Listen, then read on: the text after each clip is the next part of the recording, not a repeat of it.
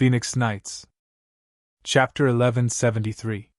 Not only the 6 elemental oracles, but Chenrei was also stunned. If he didn't see it with his own eyes, he wouldn't believe that such a situation could happen. Chenrei didn't know that under the influence of the man, the original divine spark reshaped into a divine spark projection reshaped. The phantom definitely couldn't maintain the goddess of elements rebirth will for a long time. Even if the man didn't destroy the goddess of elements will, she would dissipate within a limited time. What Chenrei could feel was that even the newly remodeled goddess of elements divinity, phantasm, and will had unparalleled power. Even though the analytical eyes could not be activated due to distance or space, he could be sure that the power far exceeded the peak pseudogod at the SSS Plus and SSS Plus levels based on his feelings alone.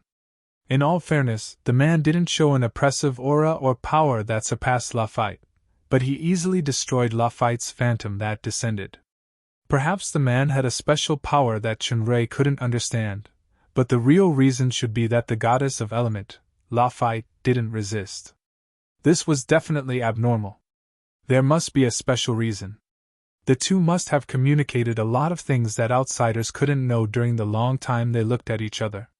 Due to the angle, Chenrei couldn't sense the state of the man on top of his head, but he could clearly see the eyes of the goddess, Lafitte, on the opposite side. Calmness. Even if he couldn't understand that kind of communication, Chenrei could see the calmness from beginning to end, even in the face of annihilation. Chenrei had experienced a lot since he traveled to the present. He was no longer an otaku who knew nothing about worldly emotions. This calmness in itself represented a state of liberation. In the past, he vaguely saw this similar calmness in Veronica's eyes. After the image of the goddess Lafitte disappeared, the man looked up at Rala in the sky as if he was thinking about something. Chenrei had a strange feeling that the man's gaze was actually looking through Rala to the more distant sky. While Chenrei was in doubt, he found that the dark shadow cloak behind him suddenly disappeared. At the same time, the tree, light beam, and the man's shadow above his head all disappeared. The light that bound the 6 elemental envoys also disappeared, and the 6 elemental envoys immediately regained their freedom. Their eyes all fell on him. Their eyes seemed to be different from the previous hostility, but Chenrei was still highly vigilant. Although he had taken the risk to use the incomplete form of Stars of the Heavens Mirror, which had completely overwhelmed universe annihilation, he even gained a wisp of precious new insight. However, the appearance of the virtual shadow just now had drained his strength. His current battle strength had been greatly reduced. He couldn't exert the power of Stars of the Heavens Mirror at all. However, great element oracles were immortal beings in the elemental realm and had endless power. In other words, Chenrei's current power was not enough to face any elemental oracle, let alone 6. So the only way out was to escape. Chenrei glanced at Rala in the sky. Now that the light cocoon around Rala's body had disappeared, he didn't know if it was because the pair of butterfly wings had not completely disappeared, but he still couldn't put it into the star-sealing platform, and the 6 elemental envoys were already approaching. Looking at the speed at which the colorful butterfly wings disappeared, there were at least 2 or 3 minutes left. For a peak false god, these 2 or 3 minutes were enough to kill the enemy countless times. Just when Chenrei was on full alert, he suddenly found that the dangerous aura of the elemental grand oracle had disappeared, and they didn't reassemble into the 6-pointed star formation. They just slowly floated over and stood not far from him. "Don't be nervous, the battle is over," the water element grand oracle sighed. The rest of the elemental grand oracles didn't speak. They just looked up at Rala, who was still in the sky. Now that the elemental grand oracles had the upper hand, there was no need to play any tricks. Chenrei felt that the other party had really eliminated their hostility, and only then did he slowly relax his tense nerves. It was just that there was a ridiculous feeling in his heart. The enemies who were fighting desperately just now had now inexplicably become spectators. Under careful observation, Chenrei found that the colorful butterfly wings behind Rala didn't just disappear, normally, but converged into her body bit by bit. Finally, this convergence process was completed, and Chinray clearly felt a powerful force coming from Rala's body. At the same time, in the supersystem, he could see that the rainbow constellation that had originally dimmed emitted an unprecedented dazzling light. In the star territory, the miracles of the goddess of knowledge frequently appeared everywhere, and the believers were all worshipping and excited. Zola's eyes slowly opened. Without the light cocoon shrouding his eyes, his vision became clearer. At the moment she opened her eyes, Chinray had an illusion as if he saw the pair of eyes that appeared in the clouds previously overlooking the world. This feeling was only fleeting. Soon, it returned to the familiar eyes of Chinray. The fairy dragon's first reaction when she woke up was to instantly move to Chinray's side. She looked at his broken arm, and she couldn't care less about the elemental grand oracles beside her. She hugged him tightly with tears bursting out of her eyes. At the moment when Chinray's voice woke her up, her consciousness had really awakened, but her body was not under her control. Although Rala did not witness the battle where Chinray broke his arm, she could guess that it was caused in the battle to save her. Chinray touched the fairy dragon's purple hair. "I'm fine, Rala. It won't take long for it to regenerate." The more he said this, the more Rala cried. She completely revealed her true feelings, and she no longer pretended to be stupid. I'm sorry to bother you two for a while." It was not until the voice of the water elemental grand oracles sounded that Rala stopped crying. She looked at the 6 major elemental oracles with anger and murderous intent in her eyes. There was already a short staff in her hand. It was the secret shadow that Chinray made for her. Chinray was surprised to find that the breath on Rala had reached the level of peak pseudo-god. "I said that the battle is over. No matter what your next choice is, we want to determine what happened just now first." The tone of the water elemental grand oracles was full of solemnity, and the rest of the elemental grand oracles nodded one after another. It seemed that they wanted to let the water elemental grand oracles speak for them. Chinray thought about it, and did not immediately run away with Rala. He just nodded to Rala. The fairy dragon snorted coldly and said in an unfriendly tone, "Actually, you all saw what happened just now. Your god has failed to awaken and is completely annihilated." The water elemental grand oracles were not angry. "So, may I ask, did you get some kind of power?" "Got?" Rala said coldly. "From the beginning to the end, I was a victim. I was deceived by you to come to the elemental realm and inherit the so-called elemental goddess armament. As a result, even my soul was almost devoured. The elemental goddess armament is now, the most important artifact of the elemental realm is now completely shattered." Rala sneered. "Do you want to use this as an excuse to make me stay and try to resurrect the elemental goddess?" "You're wrong." The water elemental grand oracle shook her head. "If there is no death, how can there be a resurrection?" "No death?" Chinray was taken aback. "Then the existence that was annihilated just now, it was Madame Lafitte who was annihilated, but the elemental goddess, maybe not really annihilated." Chinray was even more surprised. "You mean?" The water elemental grand oracles did not continue to explain and looked at Rala. "Actually, the elemental goddess armament is the same." "What?" Rala really didn't understand this time. "The so-called elemental goddess armament refers to the artifact that is infused with the will of the elemental goddess. Maybe one day, the robe on your body will become the new elemental goddess robe, and the short staff in your hand will become the new elemental goddess staff." Rala was shocked. Chinray finally confirmed the guess in his heart. "You mean Rala has become the new elemental goddess?" No wonder the water elemental grand oracle said that. It turned out that it was only the former goddess Lafitte who was annihilated just now. The elemental goddess was not really annihilated. I'm saying perhaps. She still isn't the elemental goddess. Perhaps her future path will lead in that direction, or perhaps she'll choose a different path. Perhaps she'll never succeed. At any rate, her current existence can more or less be called hope. Chinray quickly opened analytical eyes. In the analytical eyes, Rala's comprehensive strength assessment really became SSS+, and there was an additional line in her analytical attributes. God's blessing. Shinrei suddenly realized that although Goddess Laphite's will disappeared, the inheritance ritual just now actually played a part. Rala should have obtained part of the power of the divine spark fragment. In other words, Rala is now a god's descendant. From the words of the water elemental grand oracles, it was because Laphite's will had dissipated, so this part of the divine spark should be pure power. There was no danger of devouring Rala's soul, so the choice of the future was entirely up to Rala. Is this the reason why I must continue to stay in the elemental realm? The fairy dragon asked the key point. You're wrong.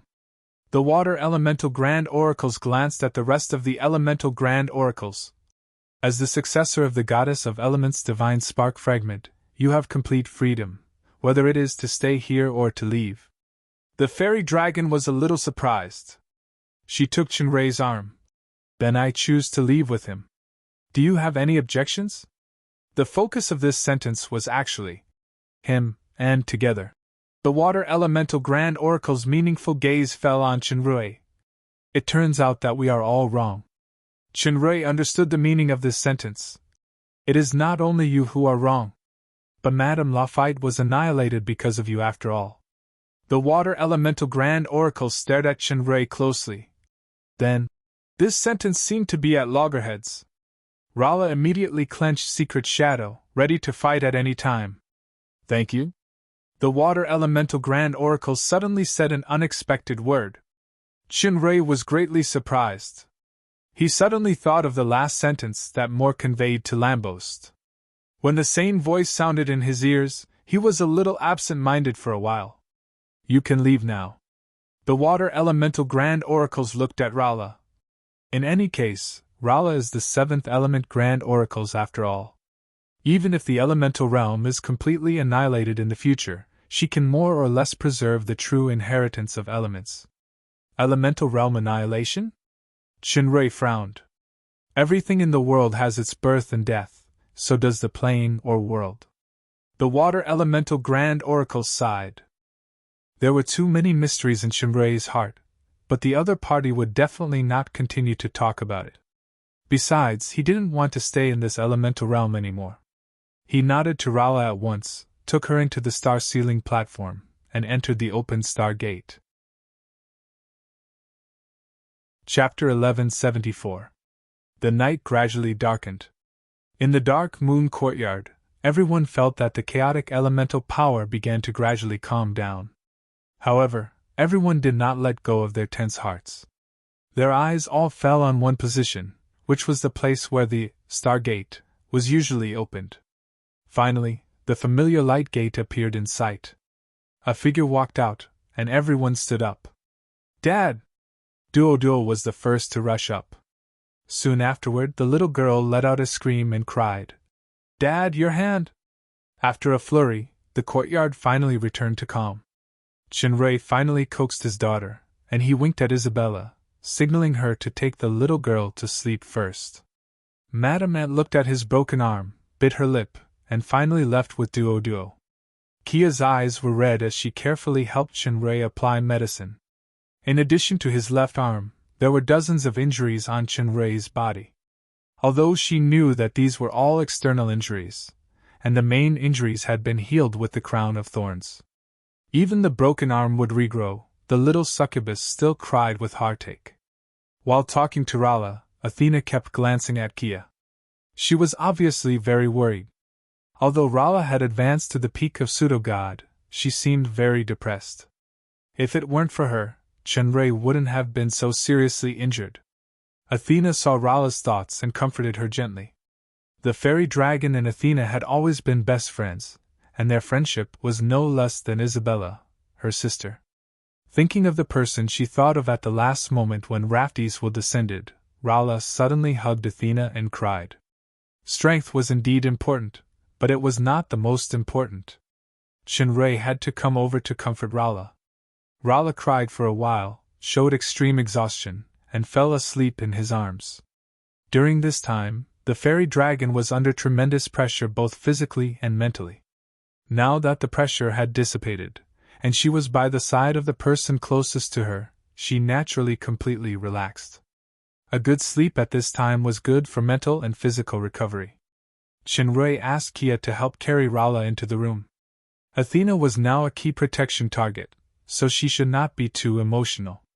Delia and Medalu, who had been helping to take care of Athena during this time, took the initiative to stand up and accompany her to rest. Oliphius came to Chinrui and offered a bottle of powerful healing potion that she had collected for many years, for free, but Chinrui tactfully refused the Black Dragon Chick's bottle of potion that repeatedly emphasized that the original price was 10,000 black crystal coins. If he wanted to make up for his memory, this bottle of potion was the one he gave to the Black Dragon Chick last time. Lala patted Chinrui's shoulder carelessly. From another perspective, the appearance of this man saved Rala and gave her the heart of divine favor that only the descendants of gods had. There were too many related questions. Why did the staff of the goddess of elements awaken early, as the elemental king said? Was the elements realm sealing the abyss? What was the elemental war? If the staff of the goddess of elements and the robe of the goddess of elements were not controlled, what kind of disaster would the elements realm bring? There were also many questions like the abyss and sacrifice. However, the answers to these questions weren't in a hurry. There was only one thing that Chinrui cared about the most now. That mysterious man. Chinrui transmigrated to this world and was considered to be reincarnated. Besides, he had experienced the incident with Shura, so he was extremely sensitive to this point. When did this man exist? Why does he exist in my body? The most terrifying thing was that this man's power could destroy an existence like Lafitte. Even if there were many unknown factors, Chinrui couldn't match him with his current strength. But no matter what, he couldn't let the history of a dove occupying a magpie's nest repeat itself. Could it be because of Arthur himself? It shouldn't be. Arthur was the son of Rex the Great and had a bloodline connection.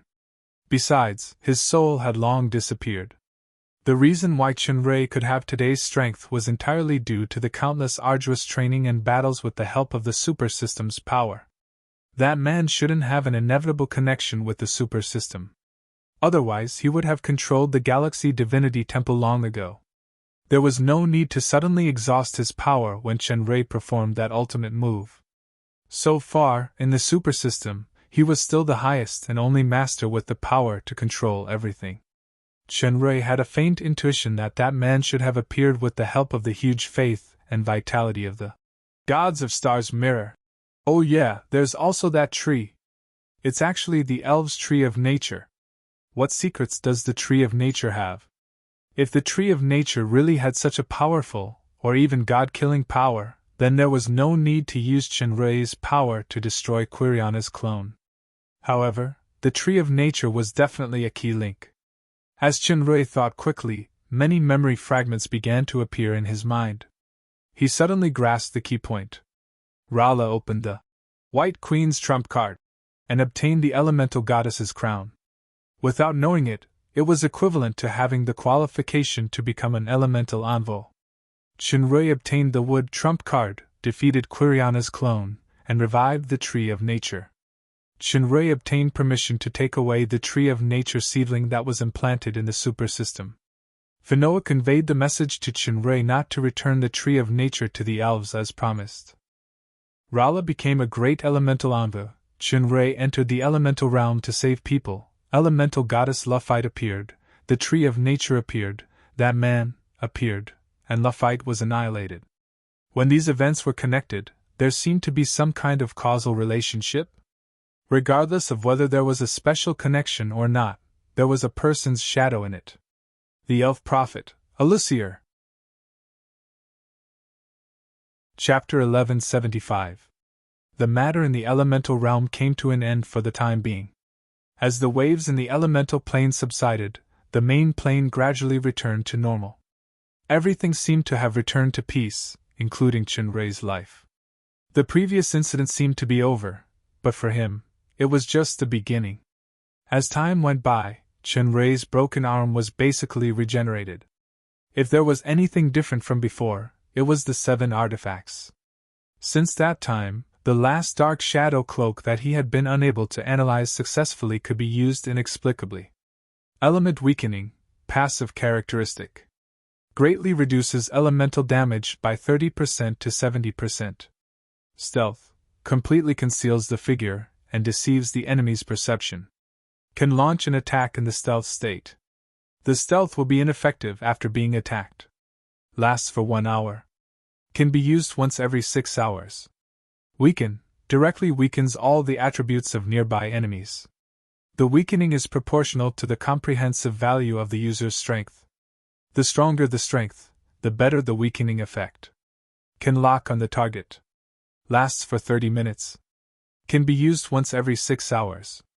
The Dark Shadow Cloak was indeed a powerful equipment. Element weakening was simply the nemesis of all magic and elemental attacks. Coupled with the Asimode royal family's bloodline talent, element weakening, it was almost equivalent to a black dragon that regarded magic as nothing. No wonder it was almost easy for Catherine to deal with those magic enemies in the past. However, there was also an exception. That was the fairy dragon Rala. Rala's magic power had reached the extreme level of ignoring magic immunity. Even a real black dragon couldn't resist it. Many people had actually been looking forward to the battle between Rala and Catherine. In fact, during the special training in the UFO land, Rala also had this intention, but at that time, Catherine was only at the peak of the kingdom, and Rala was already at the intermediate stage of demigod, so the fairy dragon didn't want to bully her. Later, Catherine advanced to demigod, and Chinray took Duo to the human world to seek medical treatment, passing by Rala again. It was not until Catherine advanced to the peak of demigod with part of Dwudwa's power that Rala, who was also at the peak of demigod, had the opportunity to compete with her at the same level. It was said that the two had a friendly competition in private. The result of the competition was unknown, but since then, the relationship between Rala and Catherine seemed to be closer. Later on, Zola stepped into the pseudo-god realm due to the opportunities in the elemental realm. After a series of changes, he now had the strength of the peak of the pseudo-god realm. Although Catherine had faintly touched the edge of the pseudo-god realm, the gap was too big after all, and there was no comparison for the time being. The skill of stealth was very similar to Chinray's stealth. They both had the effect of stealth. The difference was that in the state of stealth, he could actually launch continuous attacks, which was stealth. Once stealth was launched, it would be ineffective. Stealth was being. The point was that it being it being s being it s b being it b being b and being. Each of the two invisibility spells had their own advantages. Stealth was more suitable for attacking, killing with one strike and retreating safely, while stealth was more suitable for scouting or escaping. The benefits of weakening were self-evident, but the key was that it was proportional to one's own strength. No wonder Catherine couldn't defeat Brock even with the Dark Shadow Cloak when her Nirvana strength was greatly reduced. It was absolutely a great pleasure for Chinray to successfully analyze all the 7 relics and make them work in normal times. However, after experiencing the battle in the Elements realm, Chinray's mood had been utterly opposite. No matter how powerful the 7 immortal weapons were, they were just external objects. If Zhang Tai relied on them excessively, once they lost their effectiveness, he would be like losing his arms in the Elements realm. As a result, his combat strength would decline a lot. More importantly, the 7 artifacts were definitely related to that person. Chinray no longer planned to use them as frequently as before. Only oneself was the true strength that could be relied on. It was not that Chinray didn't doubt the entire super system, but he had the super system since he transmigrated. It was even before he got the first 7 artifacts. It should be the cell phone he picked up on Earth. As the master of the Galaxy Divinity Temple and even the entire super system universe, Chinray could be sure that he was the only supreme controller. He was even above the system gods. In other words, he was the highest god here. The super system could still be reassured, at least for now. Then, The most suspicious thing was the holy tree of the elves that was still on the star-sealing platform. This was a creature of faith. It was also the only growth-type creature of faith in the super system. From the current seedling to the current big tree, its growth speed was amazing. This tree needed to consume 1,000 faith crystals a day. So far, its function was still unknown. In the data displayed by the super system, there was no need to elaborate on the use of the tree of nature to the elves. If Chinrui destroyed this holy tree, then the elves would lose their ability to reproduce until they became extinct. It could be said that the life and death of the elves were in Chinrui's hands at any time. Therefore, when the legendary prophet Elixir asked Chinrui to take away this holy tree, it shocked the entire elves. That was how Chinrui got the title of Elf King. Originally, Chinrui planned to return the holy tree to the elves as promised, but Elixir later asked Fainoa to tell him not to return the holy tree for the time being. He didn't know if the appearance of that person was related to this. Chinrui also secretly observed the tree of nature on the star-sealing platform, but he didn't find anything abnormal on the surface. Chinrui thought about it and didn't transplant or try to destroy the tree of nature. The elves were naturally one of his concerns. Chinrui was also worried about that person. Although it was unknown whether that person was a friend or foe, Chinrui definitely couldn't tolerate the existence of such a time bomb. However, for now, it was better to be cautious and not alarm it because it was an existence that could destroy gods. If there was any accident, the consequences would be unimaginable. What Chinrui needed to do now was to further improve his strength. Initially, after he could faintly suppress Michael and Satan, he inevitably felt a little complacent in his heart. However, in the battle of the elemental world, he encountered a true SSSS++ great elemental user. Under the situation that the 7 artifacts couldn't play a role, he had to launch the strongest power of Gods of Heaven Mirror in a one-on-one battle to win by luck. Then, he even saw the existence above the fake god. As the saying went, there was always someone better than you. Confidence was necessary, but excessive complacency would only lead to stagnation. In the risky gamble at the last moment, the feasibility and power of Gods of Heaven Mirror had been confirmed. This was undoubtedly an effective way to enhance his strength. The rest depended on Chinrui's efforts and experiments in his usual training. On this day, as soon as Chinrui finished training in the training ground, his consciousness withdrew from the super system, and he heard a loud noise. Even the room with the enchantment was shaking. Chinrui was taken aback. His figure flashed, and he had already jumped out of the window. He saw that the 2 small houses containing sundries in the yard had collapsed, and Athena, Alice and others were actually opposite. Athena! Chinrui appeared in front of Athena instantly. Are you okay? I'm fine. Athena smiled bitterly. I'm sorry, I didn't mean it. You mean? Chinrui looked at her bulging belly. It's getting more and more serious these few days. Athena looked apologetic and looked at Alice and Kia, who were still in shock. Fortunately, no one was hurt. It turned out that Athena's recent state was very abnormal. First of all, her strength broke through to the middle stage of the kingdom in one fell swoop. This was originally a good thing, but the problem was that her power sometimes broke out involuntarily, which would cause unimaginable damage. Rala thought of several ways to help her control her power, but none of them could help her control her power. This morning, she went to find Ben Hong to think of a way. He should be back soon. I should be the one saying sorry. I've been too obsessed with training these days. Chinrui looked apologetic. During this short period of time, he had been troubled by those doubts, especially the person in his body. Moreover, he spent more time on training, so he almost ignored the people around him. Athena shook her head, and suddenly her expression changed again. Chinrui immediately felt a sense of danger and held her fist. Chinrui's hair suddenly flew backward, and his clothes seemed to be blown by the wind, but then they returned to normal. The people around him didn't even feel anything special.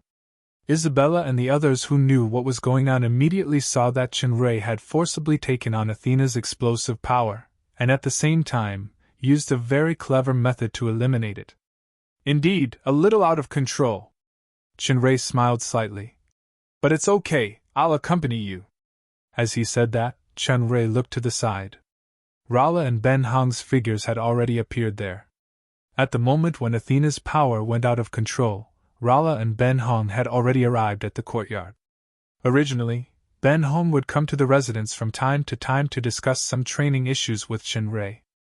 Ever since the battle in the elemental world, Ben Hong hadn't come again. This was the first time since then. Ben Hong didn't look at Chinray. He went straight to Athena, sized her up, and nodded. I saw the explosion of power just now. Although I'm not very proficient in subjects related to pregnancy, I can basically confirm that your child is about to be born.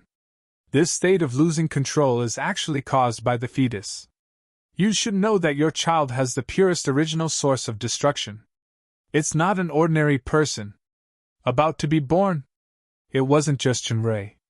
Athena and the others asked in unison, all of them looking pleasantly surprised. This child's power has already exceeded my expectations, but this may not be a good thing for the mother. I'm afraid that this kind of power will go out of control more frequently in the future, and the power will become stronger and stronger. If this goes on, the risk of childbirth will also increase. If we're not careful, not only the people around us, but even Athena's life will be in danger. Chinray was shocked. Then what should we do? No matter what, I have to give birth to the child. Athena's eyes were filled with determination. This was the determination of a mother.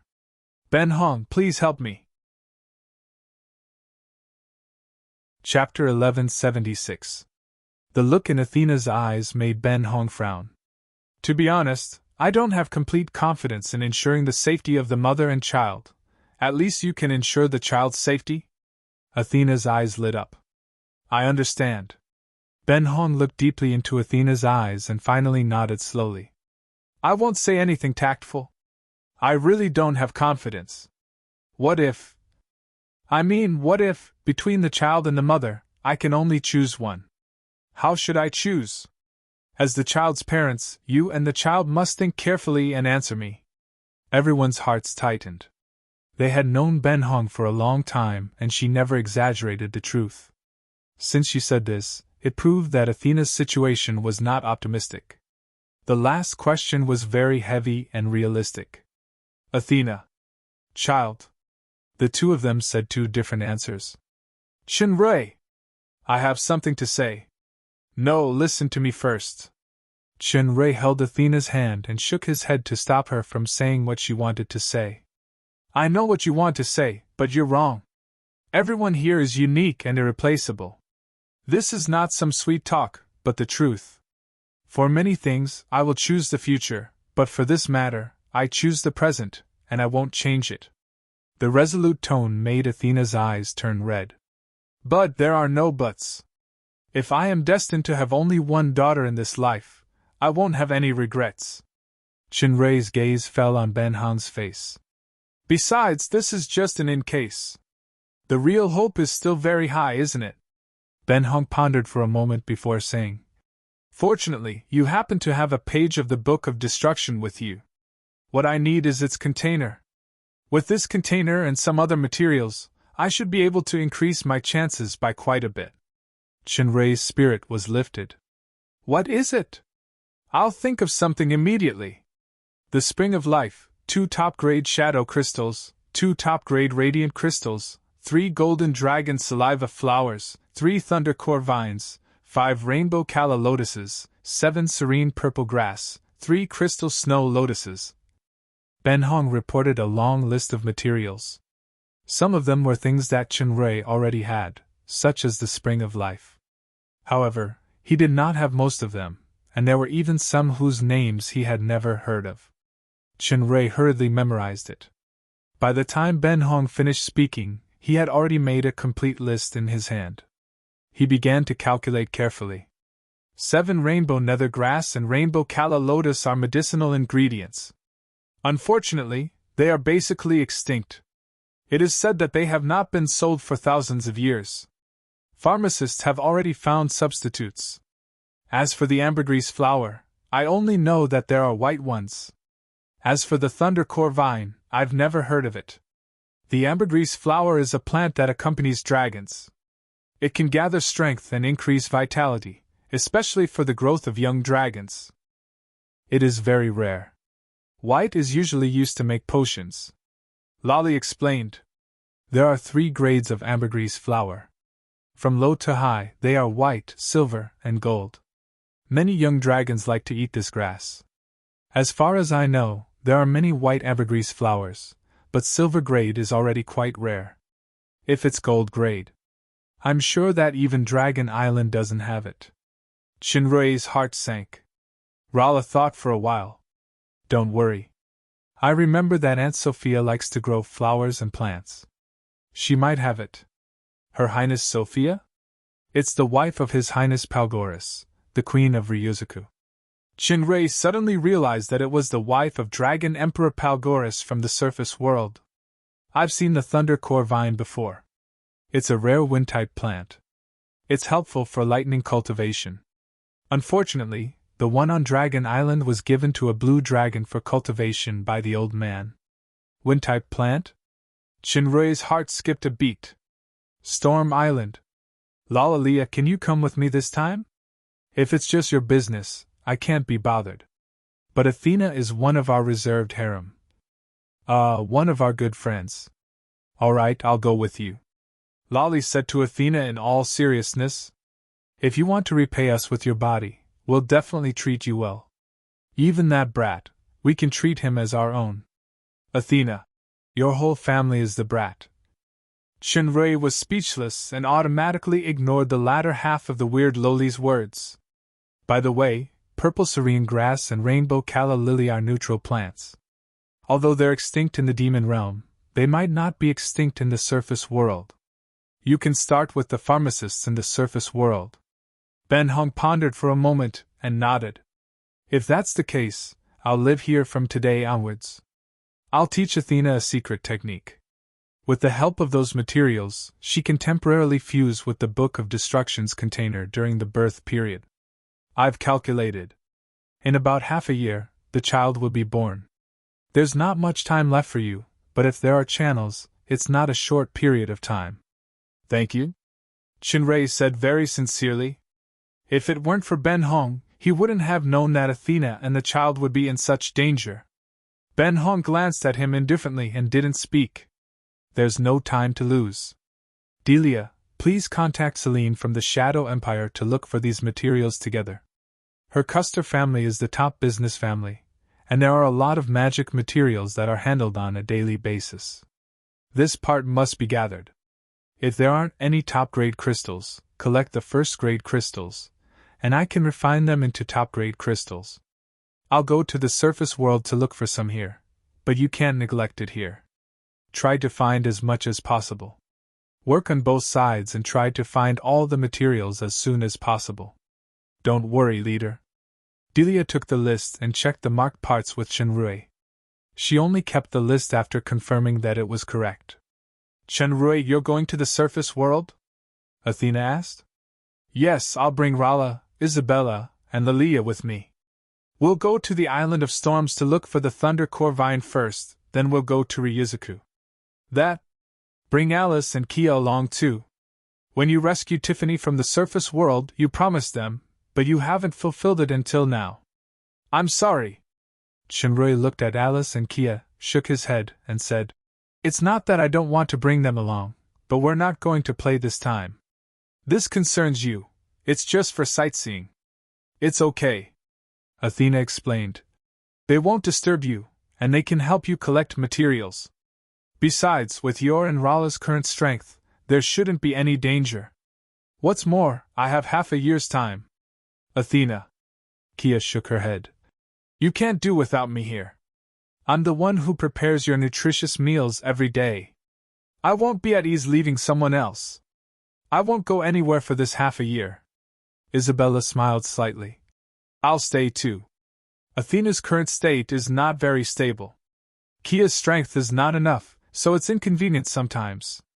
Besides, Duo also needs to be taken care of. If I didn't ask Oliphius and Adeline to take her out to play today, she might be scared to tears just now. Isabella was telling the truth. Athena was at the intermediate stage of the kingdom, and she was at the early stage of demigod. As long as she was careful, there wouldn't be too much danger. Kia was different.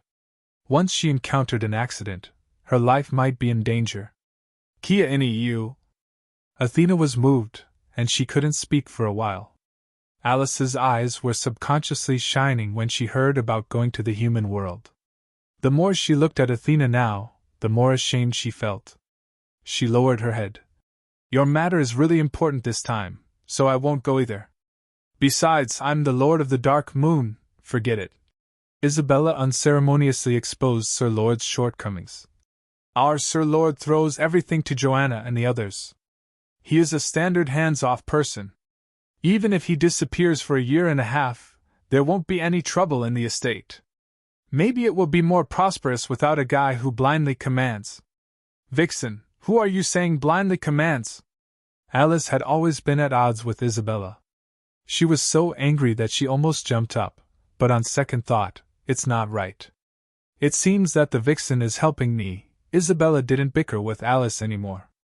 She said to Rolla, say hello to Mom and Dad for me. Let's go see them together next time. When Isabella went to the human world last time, she was regarded as a daughter by Rolla's parents. Isabella's carefulness and gentleness were what Rolla didn't have. Moreover, this devil's snare flower was also quite black-bellied.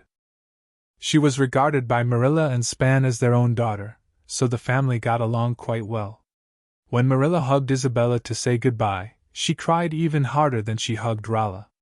And don't worry. Rolla nodded. Okay then, Alice, Lala Arya, Rolla will go with me. Chinray thought for a while and agreed. His body flashed with the light of the Tower of Glory. Does everyone have anything to prepare? Athena, help me tell my sister to let Dodo pretend to be me when necessary. The lowly princess glanced at Isabella and said hesitantly, and that? Sister Innie, not a vixen?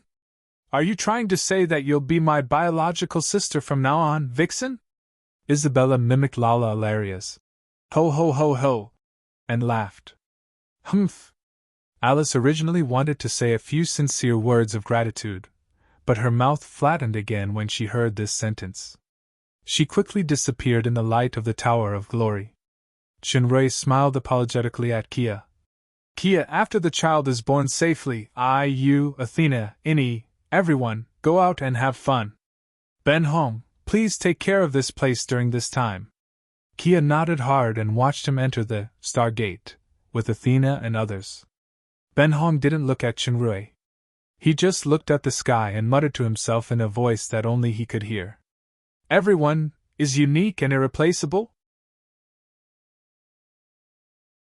Chapter 1177. On the Island of Storms, a door faintly shining with starlight opened. The Stargate opened, and Chinray's figure walked out of the light door. The Stargate was indeed an incredible skill.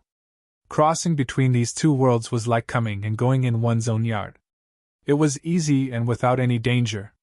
Moreover, compared with the previous Stargate, it could now bring people other than himself through space, which was more convenient. With a flash of golden light, the Tower of Glory had released Rolla, Lolly, and Alice. Although the fusion of the star-sealing platform also had the same effect, the fusion of the star-sealing platform was more for emergency rescue. The longest duration could be up to 3 days, and it could only be used once every 12 hours. In order to avoid wastage, it could not be used in some unexpected situations, so Chinray usually used the Tower of Glory. In the death battle with Charlie back then, the Tower of Glory was severely damaged, and its effectiveness was greatly reduced. Fortunately, there was Chinray, the mechanic Grand Master, plus the self-healing ability of the artifact. After such a long time, it finally recovered its strength. Rolla originally ran away from her marriage in Ryuzaku. Later, she followed Chinray to Ryuzaku, so the environment of the human world was naturally not a problem for her. However, Lolly and Alice were different. They grew up in an environment rich in dark elements. The sky of the demon realm was cold, moonlight, even during the day.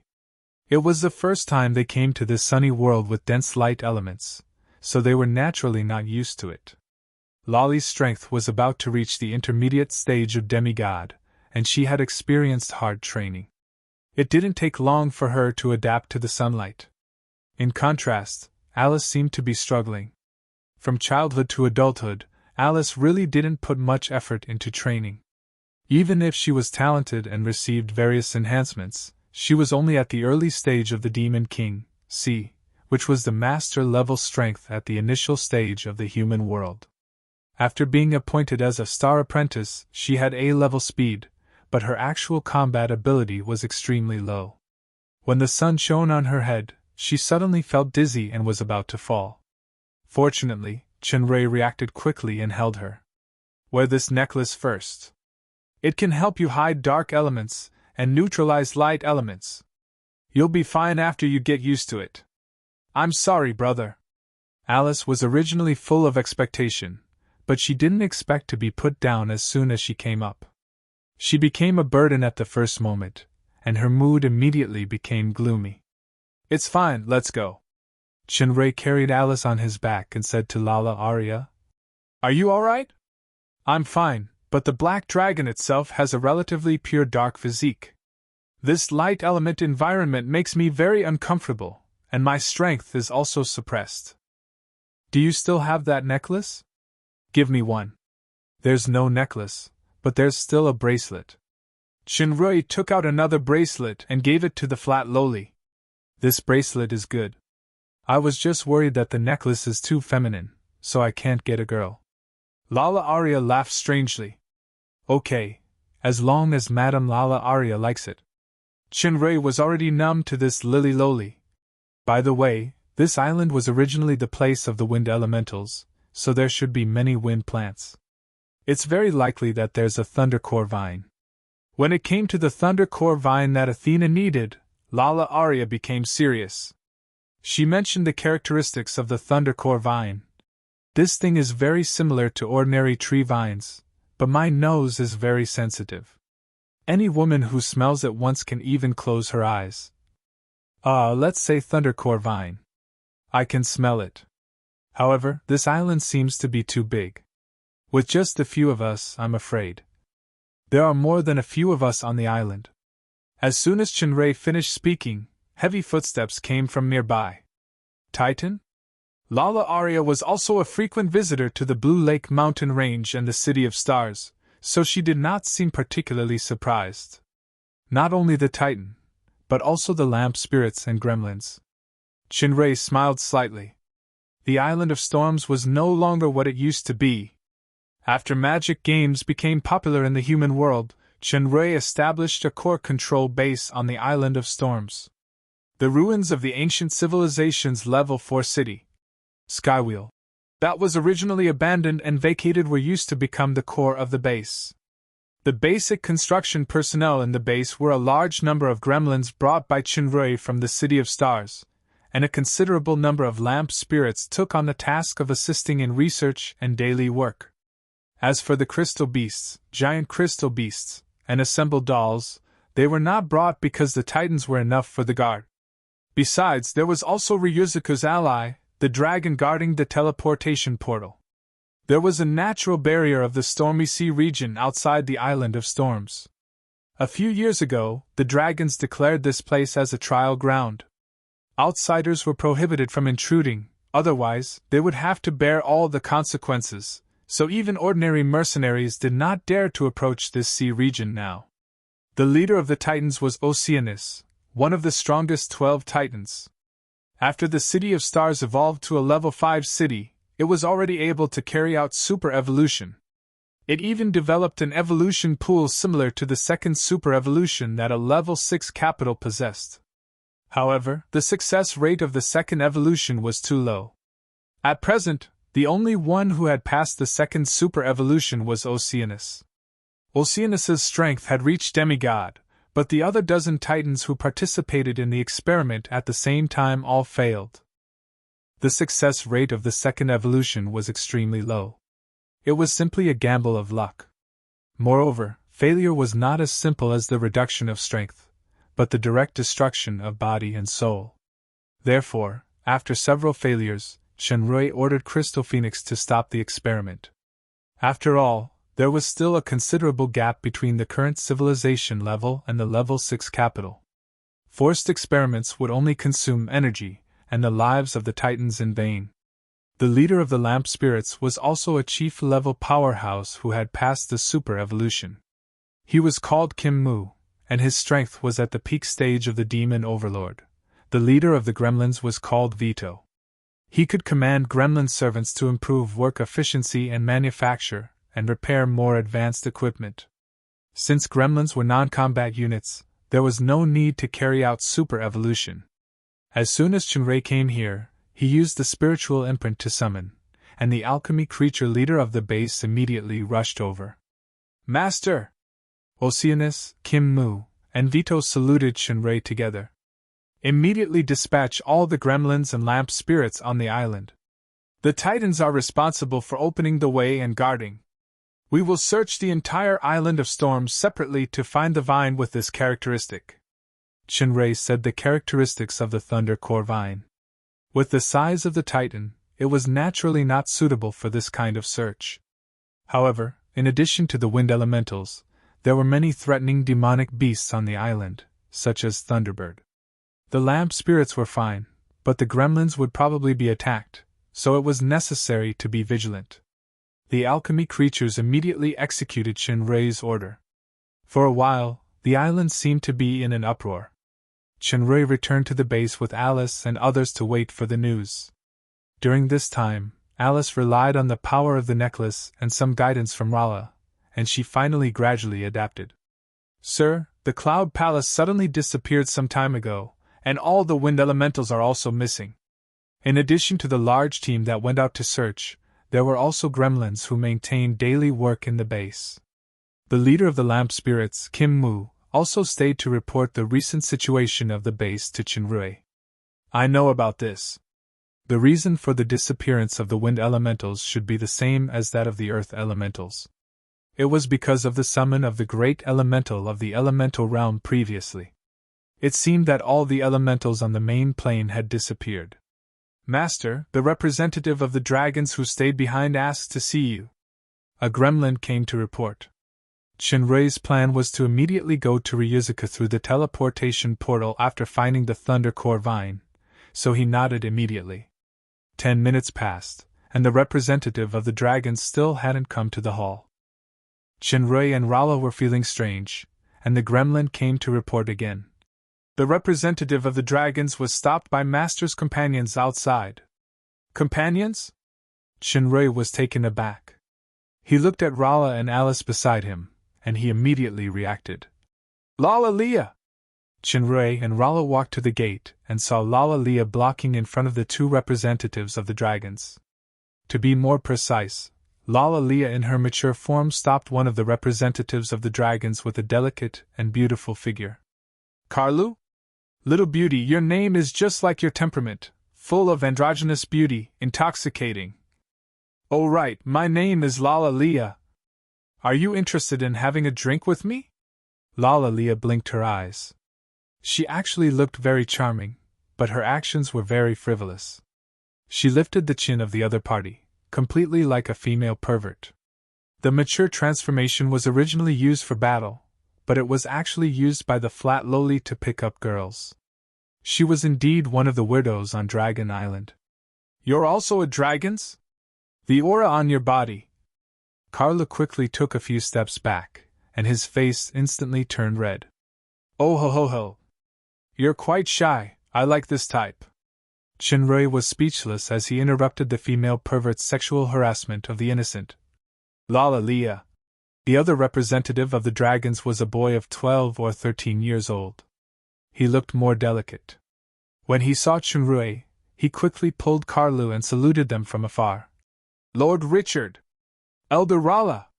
Little Andrew! So you and Karlu are the representatives of the dragons who stayed here?" Shenrui nodded. These two representatives of the dragons were familiar faces. "Someone you know?" Lala Leah's eyes lit up even more. She moved closer and said in a low voice, "How about we make a deal? I'll help you identify the Thundercore vine, and you introduce that beauty to us." Beauty?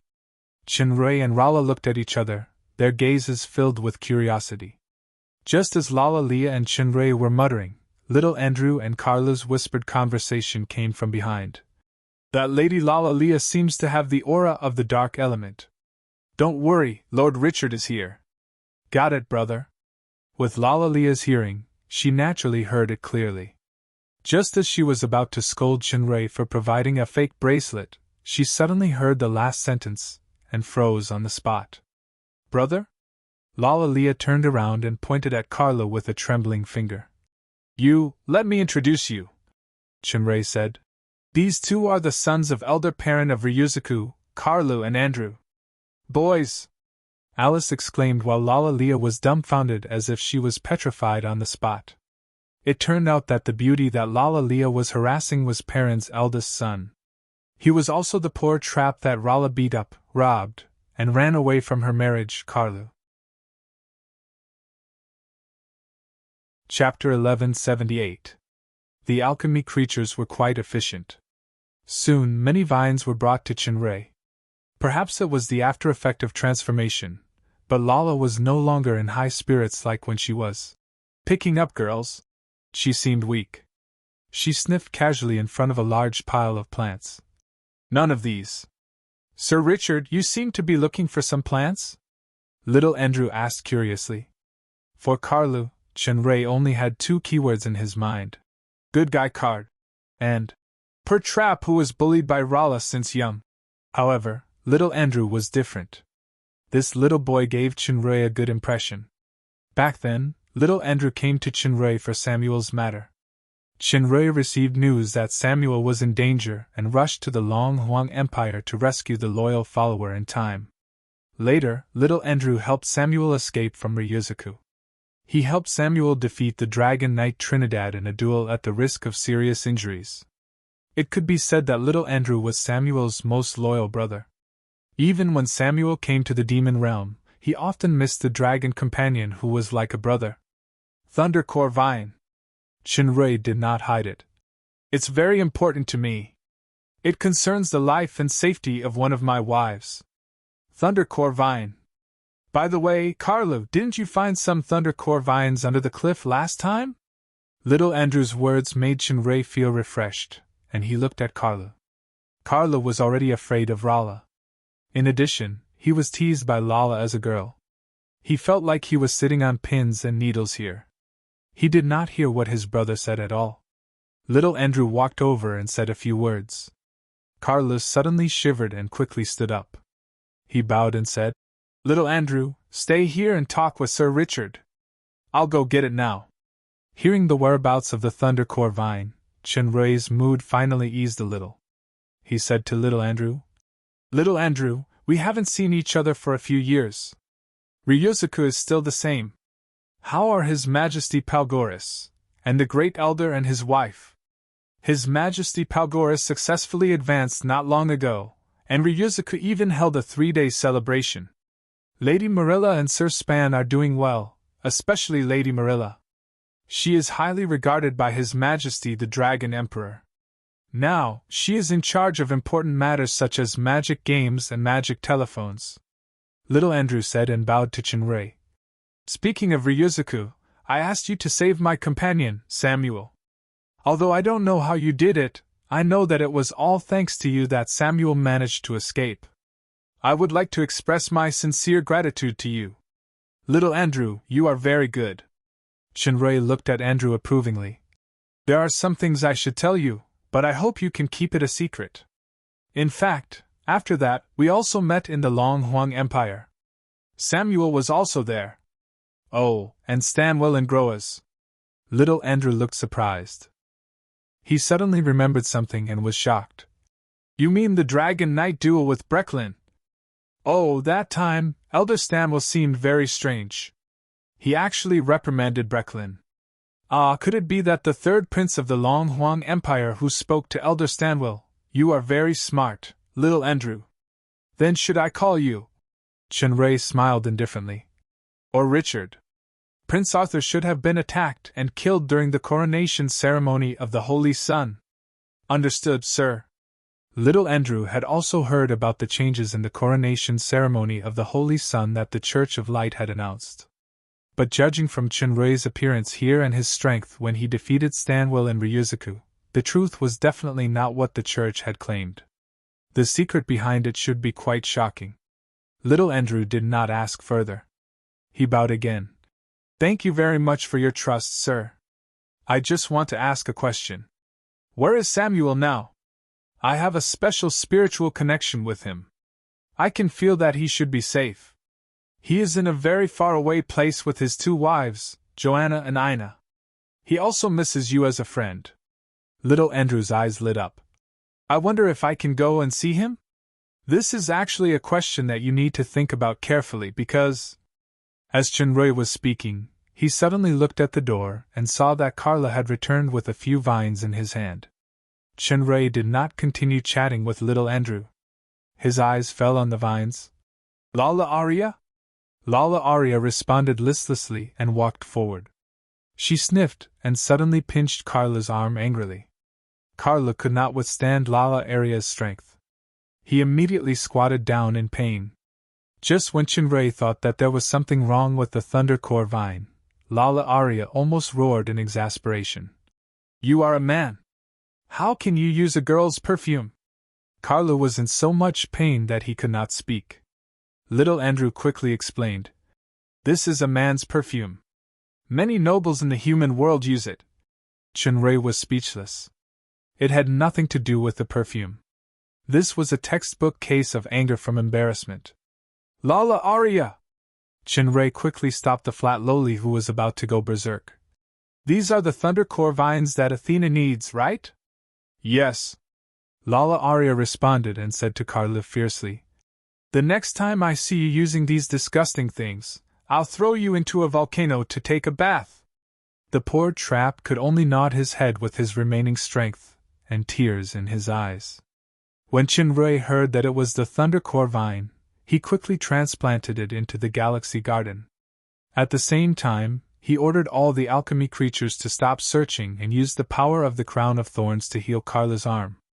Thank you very much, Carlo. You're welcome, sir. I know you're a good person. The trap's impression of Chinrei was quite good. The main reason was that Chinrei married a lady that the trap was most afraid of, which freed the trap from the abyss of suffering. Since he found the Thundercore vine so quickly, Chinrei was naturally in a good mood. So be it. Carla's injury was actually not serious, but from his horrified expression, it could be seen that the psychological intimidation and trauma was far more than the physical injury. He reckoned that there was one more name besides Rala on the blacklist in the trap's heart. You two are now the representatives of Ryuzaku and Storm Island? Great, I'm going to Ryuzaku now. Carla hesitated for a moment and asked, Sir, can I ask why you're going to Ryuzaku? I'm sorry, I'm doing my duty. I need to inform them of the person and purpose before they agree to activate the two-way teleportation. Brother, Andrew nudged Carla lightly. Have you forgotten? Madame Rala is now an elder, she doesn't need. Upon hearing the fairy dragon's name, the trap couldn't help but shiver. He finally reacted and didn't dare to look in the direction of an elder. He hurriedly said, I'm sorry, Ro. Ro. Chinrei was tongue-tied when he heard the trap. He shook his head secretly. Although Rala liked to play dumb sometimes and was a little two-faced, she was still quite cute in general. How could she leave such a terrible shadow in Carla's heart? Actually, I want to visit Queen Sophia of Palgoris to see if she has a golden ambergris flower. Golden ambergris flower! Little Andrew exclaimed. Chinrei hurriedly asked, You know about it? Little Andrew nodded and said a little embarrassedly, Aunt Sophia does have one, and she has always treated it as a treasure. I remember when I was young, a few of my friends and I tried to steal it more than once. In the end, we triggered the protective inscription circle and were trapped inside. After my father got me out, he gave me a good beating. Later, it was Aunt Sophia who was kind enough to give me a silver ambergris flower. Chinrei heard from Lilia that the ambergris flower was good for young dragons. Hearing little Andrew's affirmative answer, he couldn't help but be overjoyed. That's great! Let's go to Ryuzuka now! After receiving the news from Carlu and Andrew that Elder Rala had returned, the two-way teleportation circle in Ryuzuka was quickly opened. After Chunrei brought Rala and the other two through the teleportation circle, the first thing he saw was his father-in-law and mother-in-law. After hearing the news of their daughter's return, Marilla and Span appeared in front of the teleportation circle immediately. Baby! Marilla looked excitedly at her daughter whom she hadn't seen for a few years. Rala also threw herself into her mother's arms. No matter if she was now a quasi-goddess or a peak false god, she was still her mother's daughter. Chunrei noticed that Marilla and Span's strength had reached the middle stage of demigod.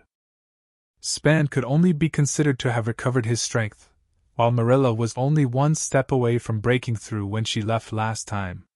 Of course, the potions given by Chunrei also played an important role. The Elf King's father-in-law, Span, walked over and nodded to Chunrei. You're back. This familial tone made Chunrei feel warm. Well, Uncle Span, let me introduce you. This is Alice, and this is Lilia. They are my, sisters. Before the Elf King's father-in-law could speak, Marilla keenly showed a vigilant look. Sisters? Although I owe you a lot of money, I haven't fallen to the point of selling myself as a sister. Besides, my age, Lilia looked at Marilla carelessly. I'm Rala's, good friend. Since you're Rala's mother, you're also my aunt. That? Rala's father, don't worry, my target is your daughter. Your wife is safe for the time being. The last sentence was obviously said to Span. The Elf King's father-in-law obviously couldn't keep up with such a strange rhythm of thinking. He asked in surprise, What? I'm not a sister either. Alice muttered discontentedly. She came in front of Marilla and bowed respectfully. Hello, Aunt Marilla, I'm Rala, sister's sister, Alice. Rala and I will be sisters sooner or later. Marilla looked at Alice and then looked at Chunrei. Her scrutinizing gaze made Chunrei a little scared, but Marilla quite liked Alice's cute appearance. Last time it was Innie, this time it's Alice. They're both likable, but there's one guy who's getting more and more annoying. Hey, what happened to your hand? Chunrei looked at his left hand that hadn't completely regenerated, shook his head and said, It's nothing, it's almost recovered. It won't be long before it's as good as new. At the mention of Chunrei's hand, Rala's eyes suddenly turned red. This is the last time when he risked his life to save me. Marilla's gaze suddenly softened, and the original reproach turned into appreciation and gratification. She still spoke with a reproachful tone. Young people shouldn't be too aggressive. To be able to use his life to protect his daughter, such a son-in-law was indeed reassuring to hand his daughter over to him. Chunrei heard the concern in Marilla's tone and smiled. His shoulder was already patted by the Elf King's father-in-law. It's good that you're fine now. At this time, another acquaintance came over. It was Groaz. Seeing Chunrei and Rala, Groaz nodded and said, His Majesty invites Great Elder Marilla, Elder Rala, and 3 guests to the Holy Spirit Peak. Chapter 1179. Soon after, Chunrei and the other 3 appeared in the palace on the Holy Spirit Peak.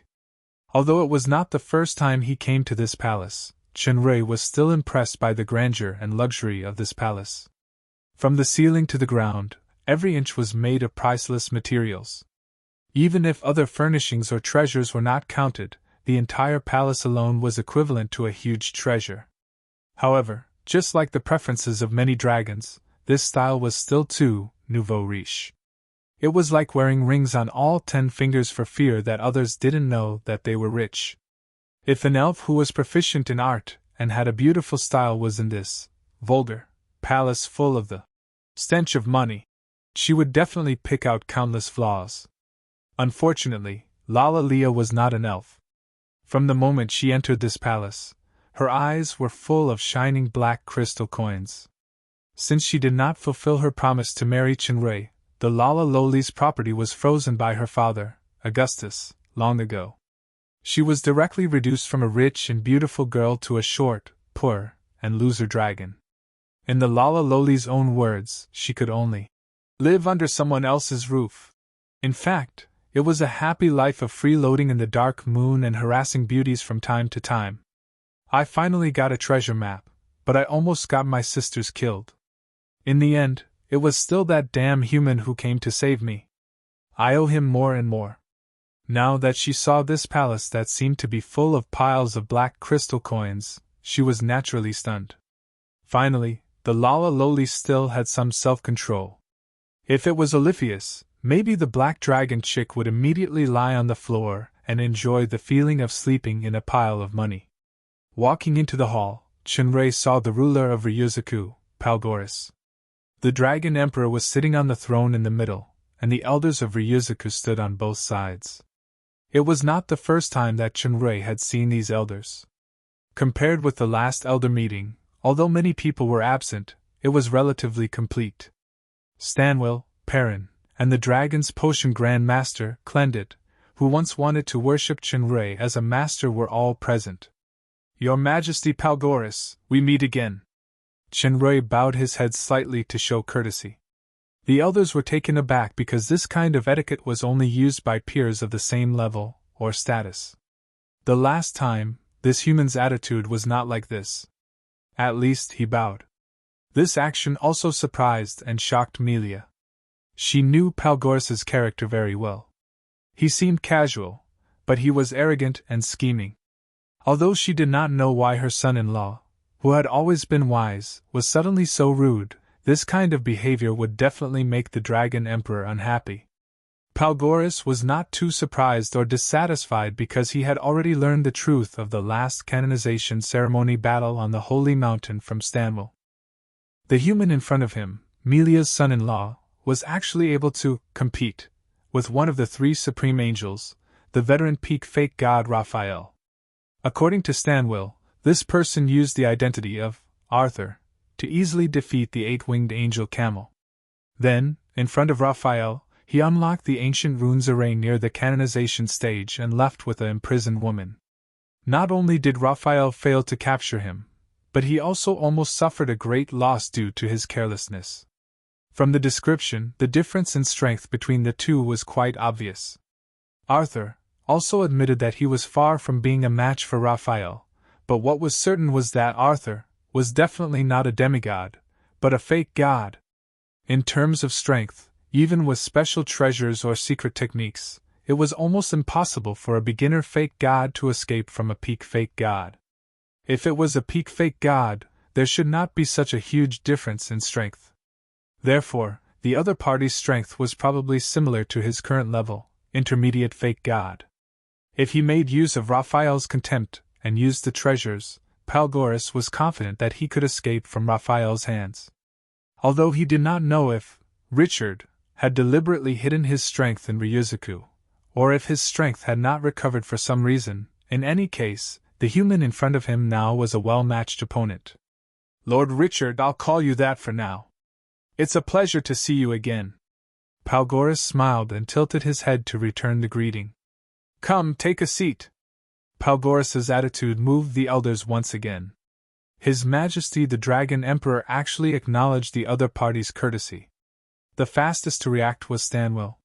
He immediately came in front of Chunrei and set up a chair a dozen meters below the steps of the Dragon Emperor's throne. From the decoration and specifications of the chair, it was actually only slightly inferior to the throne. It seemed to be used to entertain some level of distinguished guests. Chunrei nodded to Stanwell. Elder Stanwell, thank you for the trip to Mount Sunday.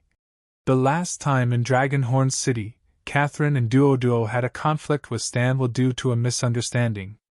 Later, Stanwell brought Chunrei and the rest to Mount Sun, which saved Duo a lot of precious time. Stanwell blushed when he thought of the misunderstanding last time. He bowed and returned to Palgoris's side without saying much. After Chunrei sat down, Palgoris looked at Alice and Lilaria. Don't you want to introduce the two beautiful ladies from another world first?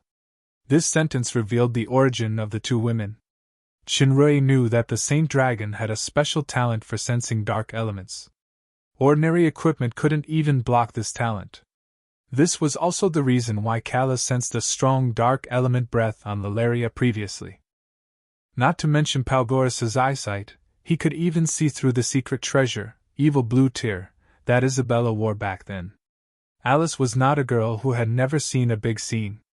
Without waiting for Chen Rui to speak, she had already walked up gracefully and gracefully performed a Demon Realm aristocratic etiquette. Demon Realm's first princess of the fallen angel empire and lord of the Dark Moon estate, Alice.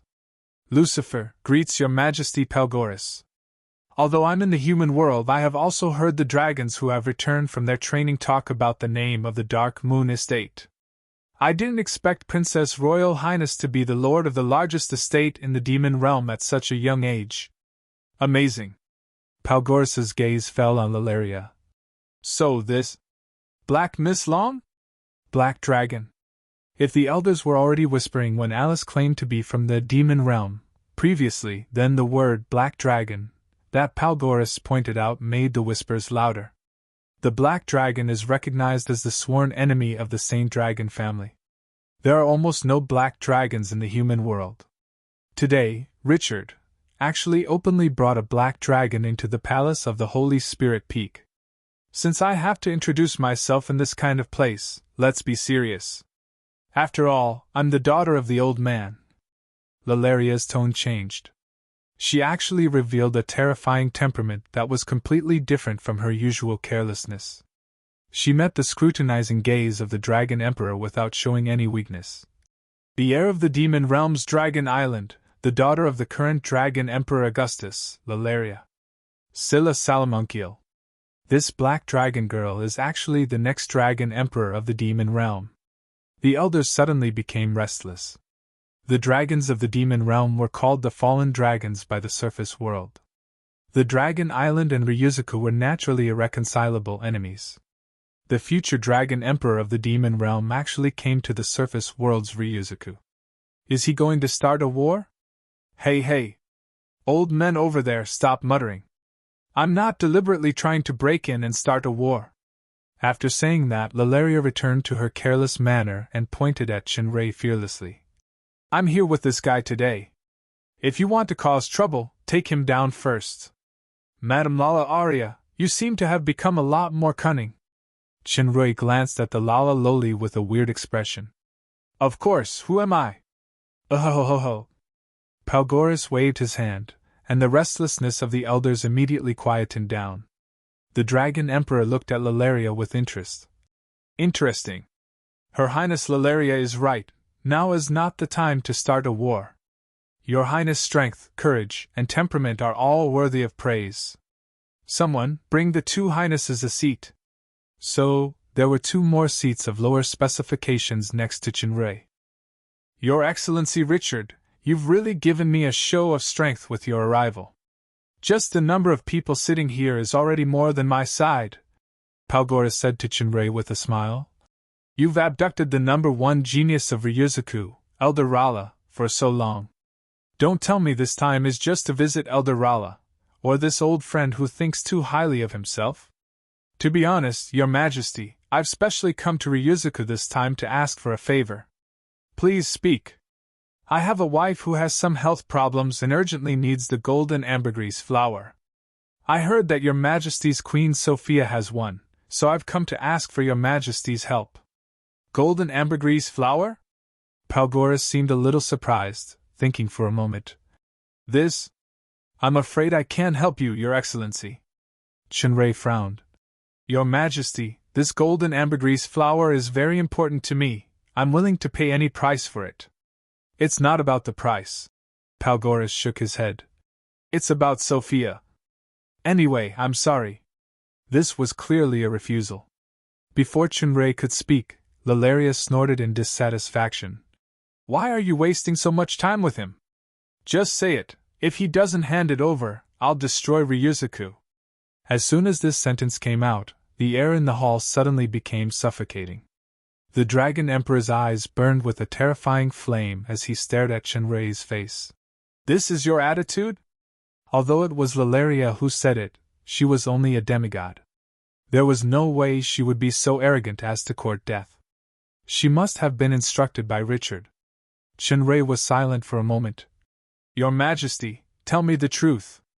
Even if we're not real friends, we're partners in many fields, be it magic games, magic phones, or millet wine. Besides, Aunt Maria and Uncle Span are Rala's parents and my family. I'm willing to exchange the golden ambergris flower with items of equal value, including artifacts, black potions, or more commercial projects. However, if these are not enough to satisfy your Majesty's appetite, then, I'm sorry, I won't rule out taking it by force. After all, the golden ambergris flower was Ryuzuku's treasure, and considering the relationship between Rala's parents and Ryuzuku in the past, Shinrei did not want to use force right from the start. Instead, he wanted to be polite before resorting to force. As soon as the last sentence was said, Palgoras's expression finally changed. Maria and Groas were shocked, and the elders were all moved. Was this Richard looking for death? He actually dared to provoke the Dragon Emperor in Ryuzuku. Palgoras slowly stood up from the throne, the might of a pseudo-god emanating from him bit by bit. What a good tell the truth! I heard that you once successfully escaped from Raphael's hands. Today, I'd like to see for myself. Escaped from Raphael's hands? Other than Stanwell, the elders, including Maria, were all shocked. No wonder the Dragon Emperor had treated Richard with such respect. Palgoras's gaze fell on Shinrei's left hand. There seems to be something wrong with your hand. I won't take advantage of you. I'll only use one hand, or wait for you to recover. Don't think too highly of yourself. This guy can easily strangle you to death with one hand. Lala Leah continued with her shocking words. Her words almost ignited the entire hall. Chapter 1180. Palgoras's eyes had turned into vertical slits, and he exuded an oppressive power. The light in the hall dimmed, and everyone felt as if they were in a turbulent sea, unable to breathe. However, as soon as this terrifying aura approached Shinrei, it disappeared like snowflakes meeting fire. Your Majesty, Dragon Emperor, your news is too outdated. Lala, who was beside Shinrei, was naturally not oppressed by Palgoras' aura. She revealed another piece of shocking news. This guy escaped from Raphael a few years ago. Less than a year ago, he defeated Raphael. Defeated Raphael. Palgoras's breath stagnated, and he could hardly believe his ears. At this moment, Shinrei shook his head in denial. I did not defeat Raphael. Everyone's expression was slightly relieved. Shinrei added, The truth is that I only fought him for 10 minutes. However, if it had been more than a minute, he might have died. As soon as these words were spoken, it immediately caused an uproar. In fact, Shinrei was not exaggerating. At that time, if it weren't for Gabriel's timely warning that 10 minutes were up, once the celestial god's mirror was launched, Raphael would be seriously injured even if he didn't die. Moreover, after the battle in the elemental realm, Shinrei now had a deeper understanding of the stars of heaven mirror, especially the fusion power. His strength was even greater than when he visited the sacred mountain. If Raphael's strength remained the same during this period, Shinrei was confident that he could win. Shameless boasting! Palgoras sneered. This boast was too exaggerated. A few years ago, he had been running for his life from Raphael's hands, and now Raphael had managed to escape from him by a fluke? Who was Raphael? The third supreme angel, one of the strongest peak fake gods in the human world. He wasn't bragging. If the opponent was you, he wouldn't even need to do anything. I can do it with one hand.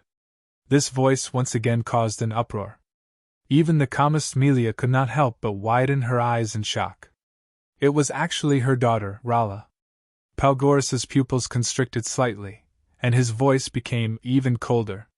You are the #1 genius in Ryuzuku. Even I did not have the strength you have now. As for what you said just now, it may become a reality in the future, but now, it can only be described as arrogant. As an elder, you have the right to question and challenge the strength of the Dragon Emperor, and even replace him. If a race wants to maintain its strength and development, competition is indispensable. I am also mentally prepared to accept the transfer of power in the future. This transfer of power might be someone else, or it might be you. But it was only in the future, not in the present. If you still don't step down. Before he could finish his words, he saw Rala's aura, which was originally only at the nation level, surge, and her strength instantly skyrocketed. Demigod, mid-demigod peak. Palgoris was suddenly shocked. This was because Rala's aura did not stop after reaching the peak of demigod, and she easily crossed over to the fake god level. Early stage fake god, mid-stage fake god. Palgoris's expression changed drastically. This was because Rala's strength was still rising, and in the blink of an eye, it had risen to a level that he could not sense. He saw Rala wave her hand, and a rainbow appeared under her feet, slowly spreading towards this sea. This rainbow was not fast, and it did not seem to have any special power, but it was far above the aura of the sea. Wherever it passed, the seawater decreased at a speed visible to the naked eye, and in an instant, it was evaporated. Before the rainbow reached him, Palgoris felt that his soul had been frightened by the terrifying aura, and a silver armor subconsciously appeared all over his body. However, as the rainbow approached step by step, the armor could not withstand such a powerful pressure, and a large crack appeared. At this moment, the entire palace and even the entire Ryuzuka trembled under this power. Even the dragon inscriptions that covered the defense could not suppress it. The nearby dragons were suppressed to the point that they could not move, and they looked in the direction of the Holy Spirit Peak in horror. "All right, Rala?" Shinrei's voice sounded, and the rainbow immediately stopped spreading and gradually dissipated. The terrifying pressure also disappeared. Palgoris looked in disbelief at Rala, who calmly withdrew a hand, and spat out 4 words with difficulty. "Peak fake god." The hall suddenly became quiet. Except for Shinrei's side, all the dragons gasped. She really was a peak fake god. During the last Elders' Council, the Rala who appeared in front of everyone was still in the Peak Kingdom. How long had it been? She actually became a peak fake god. How was this possible? "You won." Palgoris restrained his power in a daze, and his voice was extremely bitter. "Although it feels unbelievable, it is the truth. You are right, I am wrong. There is no need for future, present, I am no longer your opponent." Palgoris knew the gap between peak fake god and intermediate fake god better than any of the dragon's elders. Rala had just released a little of her aura. If she really attacked, it would be a fluke to escape, and there was no chance of winning at all. And according to Rala, that Richard was stronger than her. What she said earlier about almost killing Raphael should be true. Palgoris was mentally prepared to fight with Shinrei, the intermediate fake god. But he did not expect things to turn out like this. Taking a deep breath, he finally adjusted his state of mind and sighed. "Elder Rala, there is no doubt about your strength. It is the fortune of the whole of Ryuzuka for the dragons to have such a genius and strong person like you. So, are you ready to accept the throne?" According to the rules of the dragons, Rala, as an elder, was already qualified to replace the Dragon Emperor Palgoris after successfully challenging him. As long as the Great Elder agreed, he could immediately convene an Elders' Council, and after a vote, he would officially hand over the throne. The current Great Elder was none other than Rala's mother. Coupled with Rala's strong strength, there was almost no obstacle for the Elders' Council to pass. The elders all looked at each other. The daughter was about to become the Dragon Emperor, and the mother was the Great Elder. Was the Saint Dragon family, which had ruled the country of dragons for many years, going to be completely replaced by the Fairy Dragon? The reason why Palgoris proposed the succession of the throne was because he had no other choice. Rala's strength had already shocked everyone, but there was still an even more unfathomable man behind her. His courage, methods, and strategies were all terrifying, as could be seen from the incident where he fooled the Church of Light and Raphael. As long as they had the support of Richard, the mother and daughter would soon be able to firmly control the whole of Ryuzuku. "Wait." Before Rala could reply, Maria spoke first, walking in front of her daughter. "Rala, I am equally amazed by your strength, but I am even more proud of you. For a mother, the growth of a child, even if it is just a little, fills me with hope and comfort. However, as the great elder of the dragons, I do not think you are qualified for the position of the Dragon Emperor. Apart from your strength, you are stubborn, fond of freedom, inflexible, not good at interpersonal relationships, and not good at controlling the overall situation. Simply put, with your current ability, you do not have the qualities of a king, and you will not be able to do better than His Majesty Palgoris. So, as the Great Elder, I will be the first to oppose you becoming the Dragon Emperor. Maria's tone was stern but sincere, and it was not a pretense. The elders could not help but whisper among themselves, and Palgoris's heart felt like it had been knocked over. For a moment, all sorts of emotions intertwined with each other, including admiration, gratitude, and shame. All along, Palgoris had been wary of Maria's power and prestige. The last time he had supported his trusted aide Stanwell, he had wanted to push Maria down, or even exile her. However, Maria had used the power of her son-in-law Richard to turn the tables, cleverly dispersing the power of the Great Elder. She had retreated in order to gain Palgoris's trust and importance. However, in the depths of Palgoris's heart, he had never truly let go of his fear, and he believed that Maria was also aware of this. However, at this most critical moment, Maria's performance had greatly exceeded Palgoris's expectations, and at the same time, he was completely convinced. Palgoris finally understood why Maria could gain the respect and trust of so many people. She was a true, competent, and irreplaceable Great Elder. Faced with her righteous mother, Rala was stunned. Who said I want to be the Dragon Emperor? Palgoris was also stunned. You don't want to be the ruler of Ryuzaku? Rala looked at Maria, and then at Shinrui, her glasses flashing. I have never thought of replacing anyone, not now and not in the future. Mother is right, you are the most suitable king, no one can do better than you. I just want to clarify that my husband did not lie and… I just want the golden ambergris flower. Humph, what's so good about the throne? I don't care about it at all. Take the three empresses for example, Catherine, Jia, and Tiffany are busy with state affairs every day. Even Jia, who is the closest, can hardly see her even once a month unless Chenrei goes to see her. I am in the Rainbow Valley. I can see him whenever I want.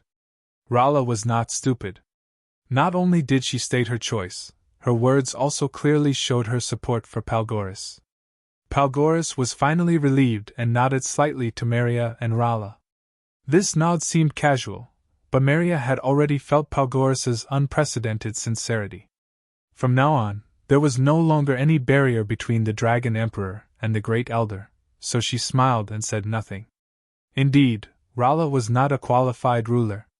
However, there were many things that could be learned from the beginning.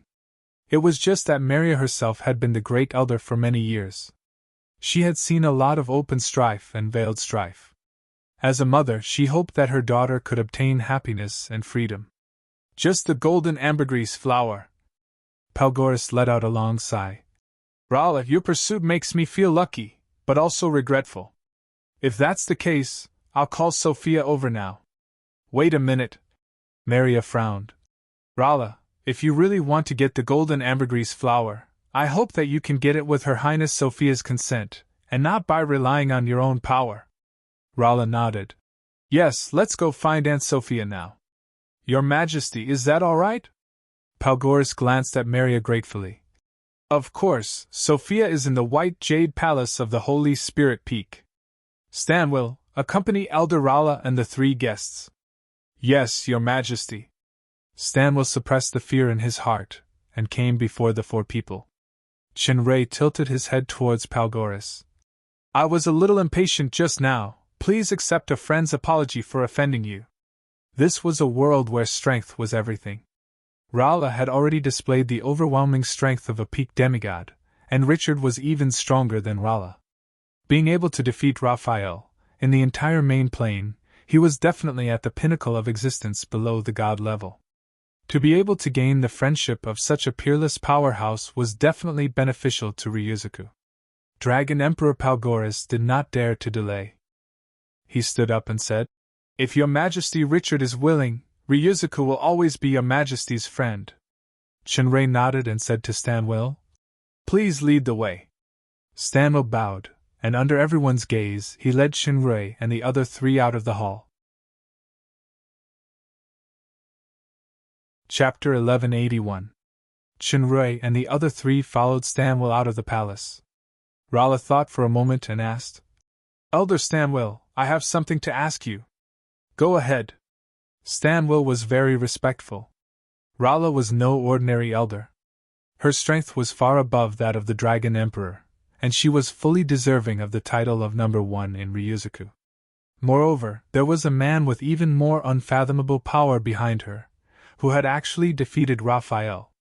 If the words, "brother-in-law," came true, Stanwell smiled bitterly to himself. However, he did not have a good impression of Richard. Not to mention whether the other party was interested in his sister, he could not bring himself to sell his sister for glory. Rala did not know about the wild thoughts in Stanwell's mind. She asked, "Why did my mother make such a request? Also, when His Majesty mentioned Aunt Sophia and the golden ambergris flower, he seemed a little strange. Is there something behind this?" "There is indeed something behind this." Stanwell nodded. "Elder Rala, it has been more than 20,000 years since you ran away from the marriage and left Ryuzaku to train. Naturally, you do not know what happened in Ryuzaku during this time. In fact, it was during this period of time that a very unfortunate thing befell Her Highness Sophia." "Unfortunate thing?" Stanwell sighed and began to explain.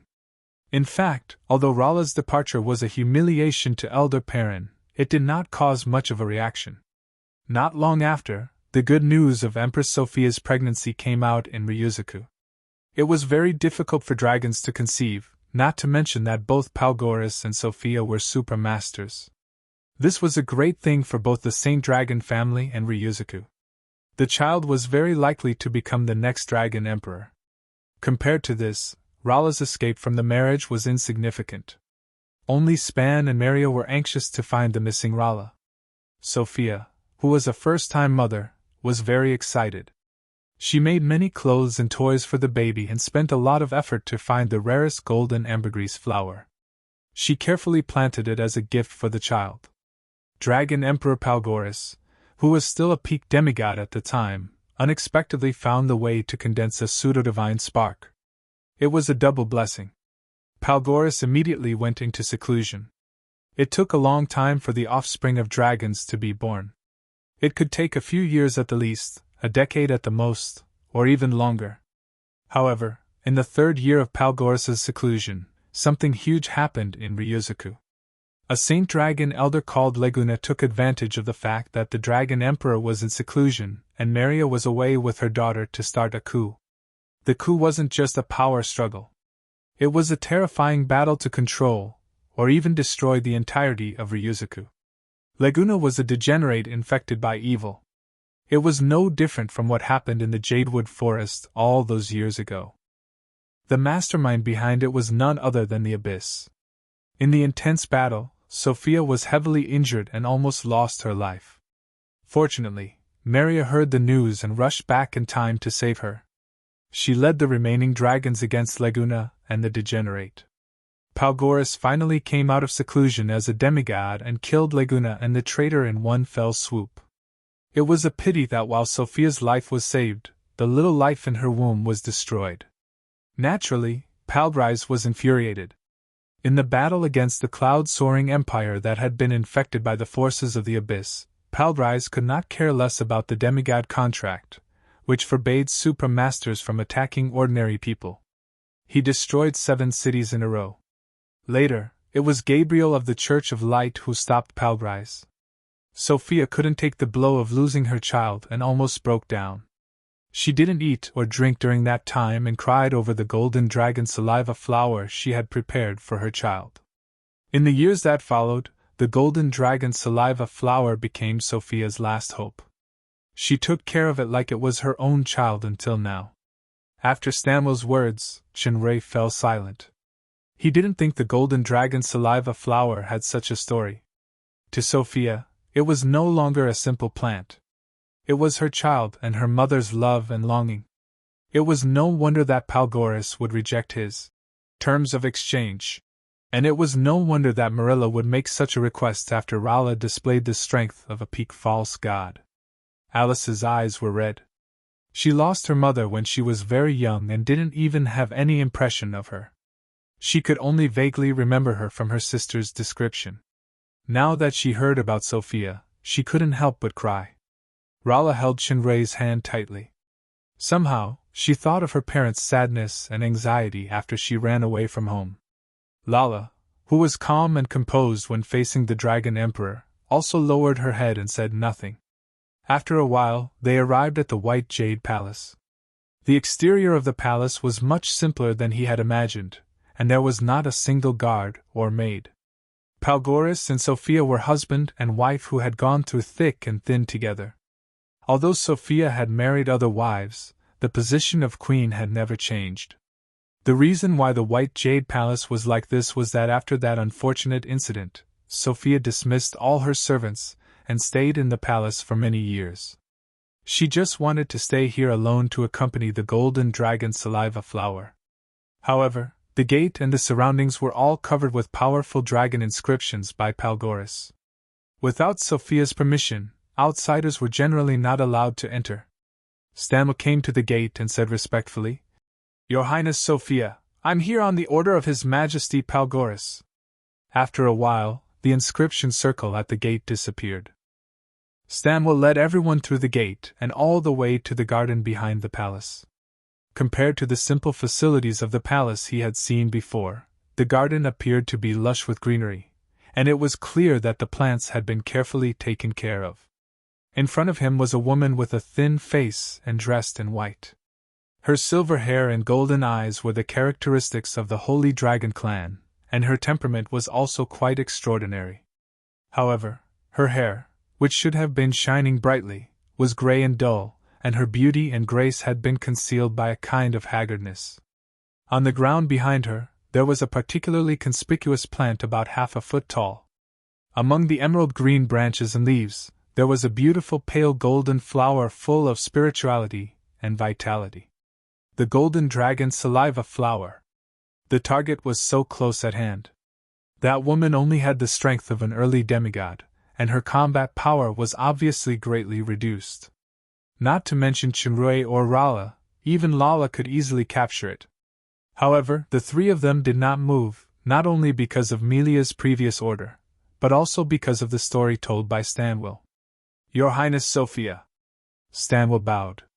Sophia had saved his life in the past.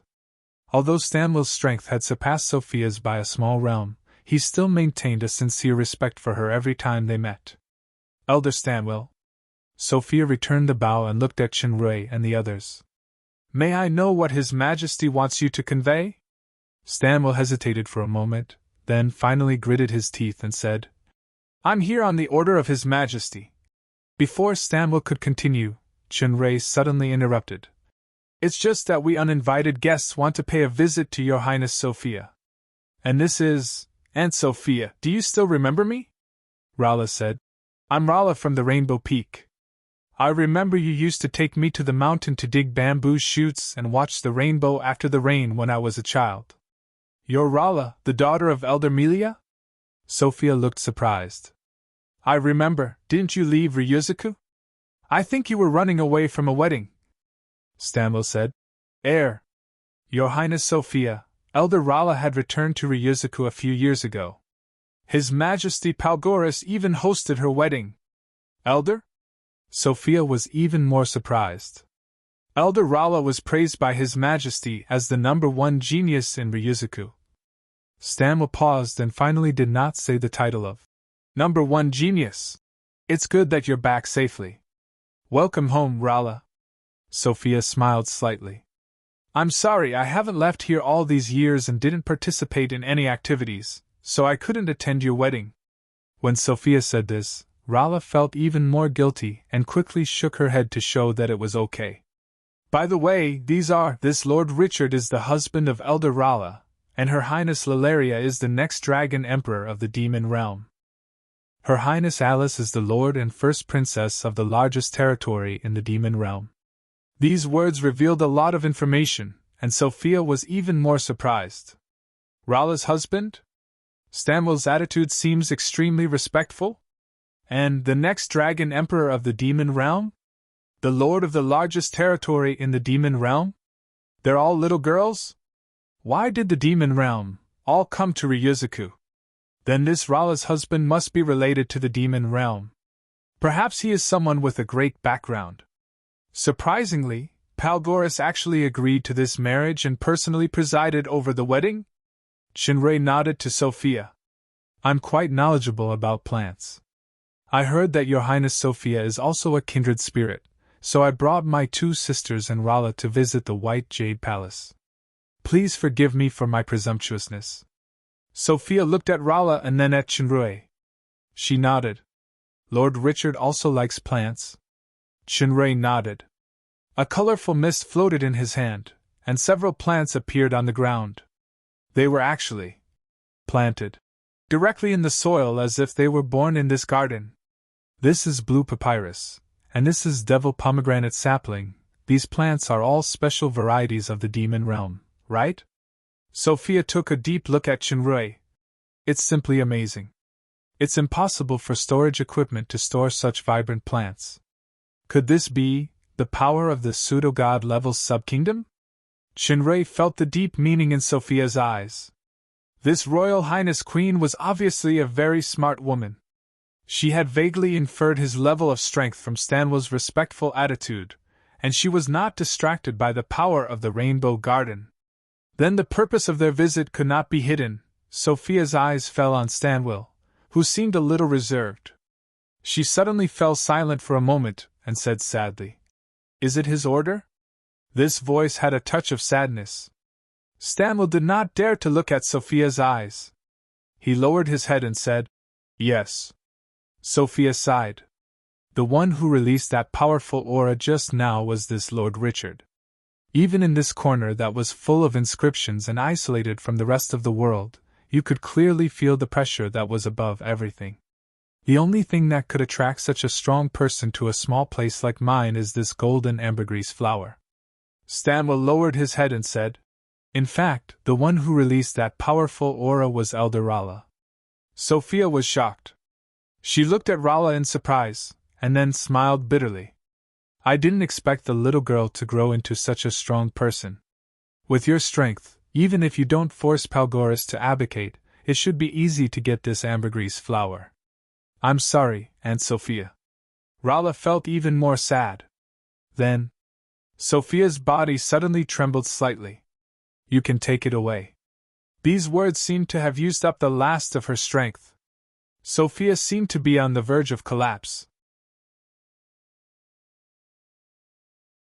Chapter 1182. Brother. Looking at Sophia, Alice, who had been sad, could not help but cry.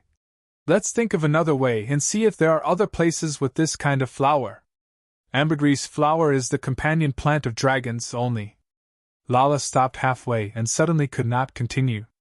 "We really can't take this ambergris flower away just like that." Shinrei retracted his hand and quietly released the colorful mist. He took a deep breath. "Its vitality is not the strongest, but the meaning of life it contains is more than any other plant I've seen. Her Highness Sophia must have been using her true love and her soul to nourish it all these years. If we take it away like that, Her Highness Sophia's spirit and life might collapse at any time." The Galaxy Garden could indeed transplant this ambergris flower, but Shinrei faintly felt that something was wrong, so he did not do it immediately. Then Athena and her unborn child. Rala could not help but say. She was also in a dilemma. "Children?" This word shocked Sophia. "What do you want this flower for?" "It's my brother's pregnant wife, Athena." Alice wiped her tears. Although Alice's choked voice was intermittent, Sophia already understood the general situation. She could not help but look at Shinrei a few more times. So, it was for his wife and unborn child. Speaking of children, Sophia could not help but think of her own experience. Her eyes also turned red. "Lord Richard, if this golden ambergris flower can really help your wife and unborn child, please, Royal Highness Sophia." Shinrei looked at Sophia excitedly. He could feel Sophia's mood. It was not because of the disparity in strength or threat, but because of true love and true kindness. It was because she had suffered misfortune before that she hoped to avoid this misfortune for others. For this, she did not hesitate to sacrifice her greatest hope. Just this alone was worthy of respect. It has nothing to do with strength. First, please accept my most sincere gratitude as a husband and a father. Chinray bowed deeply to Sophia, but he did not immediately take the golden ambergris flower. Instead, he observed it carefully for a while. Your Highness Sophia, I want to ask you a question that might make you sad. But do answer me. Back then, when your child died, were you always near this golden ambergris flower? Sophia looked like she was reminiscing. At that time, even when I was recuperating on the bed in the White Jade Palace, I was still praying to the dragon god. Unfortunately. From then on, I thought of this ambergris flower that I was planning to give to Ariel as her gift. As Sophia spoke, she covered her face and sobbed uncontrollably. Chinray didn't feel too emotional this time. Instead, he focused his attention on the golden ambergris flower. Rala noticed that his expression was a little strange. She went forward and asked, "What's wrong? Do you have any special feelings?" Rala looked at the golden ambergris flower for a while and shook her head. "No, maybe it's my imagination, or maybe." Chinray narrowed his eyes. "Go over to them first." Rala nodded. She saw purple starlight suddenly shine from Chinray's body, and a vast and boundless aura instantly enveloped the entire garden. Stanwell, who was further away, felt as if he was in the middle of a stormy sea. All his senses lost their ability to control themselves, and he could only faintly feel an instinctive fear from his soul. The power of the stars. That's right, it was the same power that Raphael had displayed previously.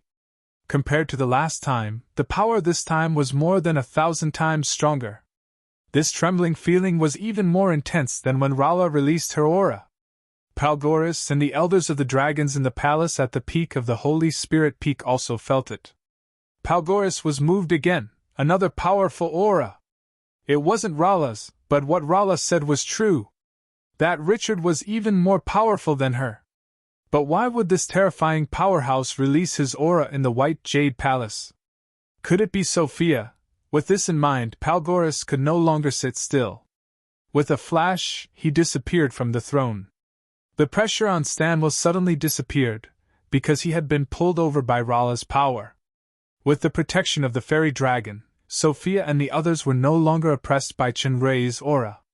Once upon a time, Stanwell had thought of seeking revenge from Richard after his strength had increased.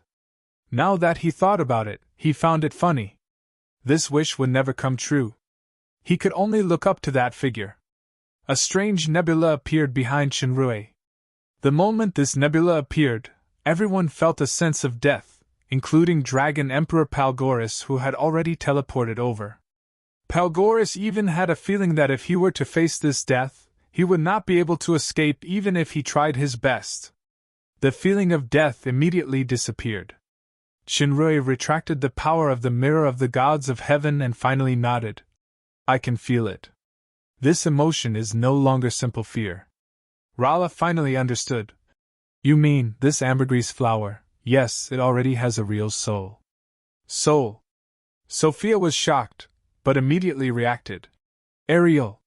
This trace of soul power is faint. If not for my special sense of life and faith, I would have almost missed it. As for whether it is the Ariel that your Highness mentioned, I am not sure." There was one more thing that Chinray did not say. Since there was a separate soul, once it was collected by the Galaxy Garden, the soul would be completely erased and become an ordinary golden ambergris flower. It must be Ariel. My child. Sophia could not believe it. She felt that the hope that had been extinguished for many years had been reignited. She immediately burst into tears. "Please save her." Chinray frowned and did not say anything. Alice could not help but say, "Brother, please help Her Highness Sophia." "Don't worry, he is just thinking." Rala patted Alice's shoulder and nodded to Palgoris behind her. "This soul is too weak. I am not sure. Let's try first." A silver goblet appeared in Chinray's hand. The goblet was engraved with a pair of wings, emitting a gentle light that calmed the mind. Palgoris was a man who knew his stuff. He was slightly shocked. The Holy Grail! This goblet was one of the 3 holy relics of light, the Holy Grail. The Holy Grail had the special power of the Holy Soul. It could absorb damaged souls into the Holy Grail and nourish them until they recovered. The recovery time depended on the degree of damage to the soul. During this period, the recovery speed could also be accelerated by sacrificing the power of light. Palgoris only noticed the Holy Grail, but did not notice the ring on Chenrei's hand. The ring was one of the 7 divine artifacts, the Blood Spirit Ring. Chenrei looked at the golden ambergris flower carefully. After a moment of hesitation, he put away the Holy Grail and the Blood Spirit Ring, not because he was afraid of triggering the 7 divine artifacts, but because he was really not sure. His original idea was to use the power of the Blood Spirit Ring to extract the soul from the ambergris flower and then nourish it with the Holy Grail. Veronica and Ben Hong were both beneficiaries of the Holy Grail. However, even Veronica's soul, which was about to dissipate, was much clearer and stronger than the one on the golden ambergris flower. If he tried to extract the strand of soul from the ambergris flower and failed, it would completely disappear. Furthermore, based on the current situation, the chances of failure were very high. Chenrei pondered for a moment. Waves of energy filled with vitality appeared in his hands. All the plants in the garden seemed to be rejuvenated in an instant. Even the withered grass in the corner turned green again, and the golden ambergris flower was no exception. This was the realm of spring that had been infused with the power of nirvana. The golden ambergris flower, which had lost some of its vitality due to the fear of death, had completely recovered. However, there were still no substantial changes in the aspect of its soul. The aura in Chenrei's hands changed again. This was an aura that was different from the life aura from before. As a mid-level fake god, Palgoris could sense the purity and profoundness of this power. Looking at the soil under Chenrei's feet, new plants sprouting at an unbelievable speed and even blossoming, Palgoris finally confirmed what this power was. He exclaimed, "The law of creation!" "The law of creation," Rala corrected him. "The power of the origin." Palgoris's heart skipped a beat. Could it be the book of creation? Was this the reason why Richard tried so hard to sneak into the holy mountain to fight with Raphael? In fact, the Dragon Emperor had only guessed a small part of the truth, and he did not expect that Chenrei had long been a regular at the White Cliff. "It still doesn't work." Chenrei shook his head and drew a rune in the void with his finger. Palgoris recognized that part of it was the dragon inscription. It was so precise and perfect. Whether it was the ease of doing it or the attainments of the inscription, they were all above him, the Dragon Emperor. The dragon inscription was only a small part. The main body was the ancient runes. When the two were mixed, they formed a long and esoteric text that even Palgoris could not understand. It was scattered around the golden ambergris flower. For a moment, the power of the dragon inscription that had been stored in the entire white jade palace for tens of thousands of years was extracted and concentrated in the rune formation around the ambergris flower. This power was originally extremely vigorous. If it directly seeped into the ambergris flower, it would explode instantly. However, under the effect of the inscription matrix, the vigorous power was filtered, purified, and decomposed bit by bit. Then, it gently wrapped around the ambergris flower, strengthening its power bit by bit. "Now its soul power is too weak. Let's wait for a few days." The starlight on Chenrei's body disappeared. Palgoris learned about the general situation from Stanlow's report in a low voice. Although he felt it was incredible and even ridiculous, with the powerful strength that Chenrei and Rala had shown, and the Dragon Emperor himself had agreed in the palace hall, it would be a piece of cake for them to take away the ambergris flower. There was no need to go through so much trouble to deceive Sophia. It seemed that there was really hope. "Thank you for everything, sir." Sophia bowed deeply to Chenrei. "I can't guarantee success, but I will try my best." This was a very troublesome thing. If he was not careful, the soul attached to the ambergris flower would disappear. It was a waste of effort. Chinray did not have to do this at all. He could just take the ambergris flower and leave, but he chose to help Sophia. Not for anything else, but for the love and hope of a mother. Sophia reminded Chinray of himself when he lost the duo, so he decided to do this. Sir Richard, Palgoris also spoke. Whether it is successful or not, please accept my most sincere gratitude. Chinray nodded to Palgoris. Although I have set up the rune array, I need to cast spells and observe every day, so I will stay in Ryuzuka for the next few days. However, my trip to the surface world concerns the safety of my wife and child. Time is of the essence, so please help me find the items on this list, Your Majesty. I hope that I can gather them as soon as possible. The price is not a problem. Palgoris took the list from Chinray and looked at it. Some of the items are indeed rare, but rest assured, I will use all the power and connections in Ryuzuka to do this. As for the price, you do not need to worry, just treat it as my gratitude. Thank you. Chapter 1183. Ryuzuku. At the entrance of the White Jade Palace's garden, Alice secretly poked her head out and looked at the back of a woman who was tidying up the flowers and plants. Sophia paused. Your Highness Alice? Alice, who had been discovered, stuck out her tongue and walked out. Your Highness Sophia. Over the past few days, Alice had been following Chinray to the White Jade Palace every day, and she had become more and more familiar with Sophia. Sophia stood up. Your Highness, why are you here so early today? Go sit in the hall first, I'll get you some snacks. Alice quickly said. No need, Your Highness Sophia. I want to help you tidy up the garden, okay? Sophia was slightly startled, but she immediately nodded. Okay. Alice jumped up happily and started to tidy up Sophia's garden. Although she was a hindrance at first, she quickly got used to it. After a while, her face was already covered in sweat. Sophia took out a towel and wiped Alice's face. Suddenly, she saw that Alice's eyes were a little red. Sophia was stunned for a moment, but when she thought of Alice's behavior in the past few days, she quickly understood something out of a woman's sensitivity. She gently hugged Alice in her arms. Chinray didn't know that Alice had already gone to the White Jade Palace alone. This morning, Rala was training with him, and she had a further understanding of the power of a peak false god. She was now in seclusion. Chinray didn't disturb her, and ended his training. When he walked out of the Rainbow Peak, he bumped into Stanwell. Lord Richard, the materials you need are basically all gathered. Some haven't reached Ryuzuki yet, but they're probably on the way. Currently, we only lack the rainbow calla lotus and the ice mushroom. These two plants are very rare.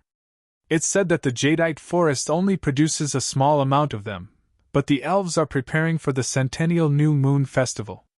In the next few months, unless it's a special guest, the elves won't be seeing any outsiders. A few months? Chinray frowned. I understand. Thank you. Previously, because of the golden ambergris flower in the White Jade Palace, Chinray decided to stay in Ryuzuka for the time being. He entrusted the task of gathering the materials to Dragon Emperor Palgoris. Now, it seemed that this unintentional move was actually a wise one. The Dragon Valley was only a small territory in the entire surface world. However, the dragons were famous in almost every corner of the world. Especially after new things such as magic games and magic phones came out, their influence further increased. In just a few days, he had basically gathered all the materials on the list through various channels. If it was Chinray himself, even if he used the power of the Longhuang Empire, he would not be able to achieve such an effect. As for the rainbow calla lily and the ice fungus, Chinray could not wait for a few months. Once the matter in Ryuzuka was settled, he would personally make a trip to the jadeite forest. Other than obtaining these two materials, Chinray also wanted to meet the legendary prophet of the elves, Elixir. It was time to solve some of the deceptive mysteries. Strength aside, the New Moon Festival of the Elves was not an obstacle. Don't forget, he still had the identity of the Elven King. Didn't the prophet of the elves ask Finoya to ask Chinray to delay The safekeeping of the tree of nature? If he couldn't find a satisfactory answer, then he might as well return the tree of nature to the elves, even though it might be very suspicious. At this thought, Chinray's furrowed brows relaxed. Seeing Stanwell's hesitant look, he asked, "What, is there something else?" "Yes, no. This. If you have something to say, just say it, Elder Stanwell. Otherwise, I will go to the White Jade Palace now." Stanwell was appointed as the liaison officer. Putting aside the powerful Chinray, just Lala's and Alice's identities were extraordinary, so Stanwell, the trusted elder, was in charge of receiving them on behalf of Palgoris. He immediately said, "Actually, I don't know how to say it. It's about Her Royal Highness Lala. She has been in Ryuzuka these days. Got into trouble?" Chinray was startled. Lala was the black dragon of the demon realm. Although there were orders from Palgoris, it was difficult to guarantee that the dragons of Ryuzuka would not be hostile to her. According to Alice, Lala did not return to the Rainbow Peak at all these days. She just wandered around in the Ryuzuka area. Could there be some conflict? I also don't know how to describe it. Stanwell sighed. Anyway, the door of my liaison officer's house is almost broken by those complaining guys. Complaining guys? Chinray looked surprised. He suddenly thought of a certain powerful attribute of Lala and asked tentatively, "Do those people all have daughters?" Stanwell nodded with a bitter smile on his face. Chinray suddenly felt frustrated. Sure enough, Chinray felt that something was wrong again. Speaking of which, Lala had not been in Ryuzuka for long, and she was a dragon's from another hostile world. How could she be in such a short time? Before he could think further, a sound came from Stanwell's body. It was the sound of a lot of crystal coins falling, the ringtone of the magic phone. Compared to the strange ringtone of the phone, what caught Chinray's attention was the voice on the phone. "Golden Square?" Chinray had heard the content on the phone clearly. Before Stanwell could speak, he nodded. "I'll go take a look now." Golden Square. This was one of the two largest squares in Ryuzuku. Even for dragons with huge bodies, this was a rather spacious square. Now, a circle of dragons had gathered in the square. Some were in human form, and some were still in their dragon forms. These dragons were mostly female, but there were also quite a few male. They all had one thing in common, which was their youth. In the center of this circle of dragons was a familiar short and flat figure. He was standing on a sculpture and making a passionate and stirring voice. "We are young people. We sometimes despise everything that is done according to the rules. We scoff at the so-called following the rules. We will also fail, and even be frustrated and cry. Because we are young. Many of us live in the shadows of our parents and grandparents. If you slack off or fail, you will be embarrassing someone. The achievements or heights you have achieved are what you should have achieved, not what you want to achieve. Everyone, and I know it clearly, much clearer than those old guys. Our hearts yearn for change. There is no need to obey. There is no need to yield. There is no need to endure. Maybe we will be seen as rebellious, ridiculed and fooled. Maybe we will suffer more setbacks, but we will never give up courage, because we are young. We have the faith to climb back up again. We have the passion that the old guys don't have. One day, we will get what we want. One day, we will surprise those old guys. One day, when we introduce our names, it will be our powerful real names, and not son of so-and-so." After saying this, all the surrounding dragons raised their arms and shouted excitedly, "Lala Leah! Lala Leah!" Chinray was dumbfounded. This was not some enchantment magic, but a speech, an extremely provocative speech. He did not expect this Lily Loli, who only knew how to cause trouble, renege on her words, and act like a hooligan, to have such an ability. Lala Leah laughed, and jumped off the ground. She grabbed the waist of the girl closest to her, put her down, and gave her a wet kiss. The surrounding dragons were not surprised. Instead, many dragons screamed, "Lady Lala Leah is so handsome!" Whoa-ho-ho-ho! Lala Leah let go of the blushing girl, put her hands on her waist, and let out her signature laugh. For a moment, the surrounding dragons imitated Lala Lea's posture and tone and laughed loudly. The loud and strange laughter resounded in the square. Whoa-ho-ho-ho! Chenrui broke out in a cold sweat. He finally understood why Lala Lia was called the biggest scourge of Dragon Island. It was not as simple as seducing good girls. If the dragons listening to the speech in the square were compared to a certain sect, then Lala Lia would be the absolute sect leader. In just a few days, Lala Lia had successfully formed a team. What was even more strange was that this was the base camp of the enemy dragons. She was indeed worthy of being the next Dragon Emperor of Dragon Island. Chenrui was ashamed of his inferiority in this kind of incitement. No wonder Stammel's house was broken down by the parents. Chenrui thought about it and did not stop Lala Lia. He would let her enjoy the pleasure of being a sect leader for the last time. Anyway, it would not take long to gather all the materials, and he would bring Lala Lia back to the demon realm. Once the sect leader left, this sect naturally dispersed. It was better to go to the White Jade Palace first. Calculating the time, the effect of the runic circle should have been absorbed almost completely. Once it was completed, he could try to extract the soul of the golden dragon saliva flower. Chenrui bypassed the golden square and arrived at the Holy Spirit Peak. Entering the White Jade Palace, he saw Alice sitting next to Sophia and chatting. The relationship between the two seemed to be exceptionally close. Even Sophia's haggard face could not help but show a rare smile. "Brother!" Alice saw Chenrui and quickly went to greet him. "Alice, why did you come alone? Did you cause trouble for Her Highness Sophia?" "Humph!" Alice said angrily. "Who caused trouble? I even helped Aunt Sophia to tidy up the garden." Chenrui noticed how Alice addressed Sophia. Aunt? In terms of age, Sophia was probably older than Alice's father. However, he had a 20,000-year-old fairy dragon wife. All right, that was not the main point. Sophia had already stood up and bowed. "Lord Richard, Alice is very efficient and has helped me a lot. I like her very much." From the way Sophia addressed him and her attitude, the relationship between the two seemed to be even closer. Chenrui smiled slightly. "That's good. Let's go take a look at the golden dragon saliva flower."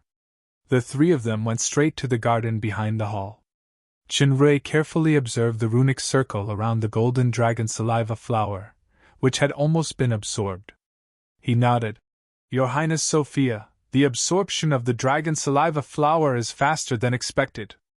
I originally thought it would only be completed tomorrow, but it seems like it's almost done. However, let me say this first. Although this dragon saliva flower has absorbed so much energy, the soul energy is still too weak. I'm confident."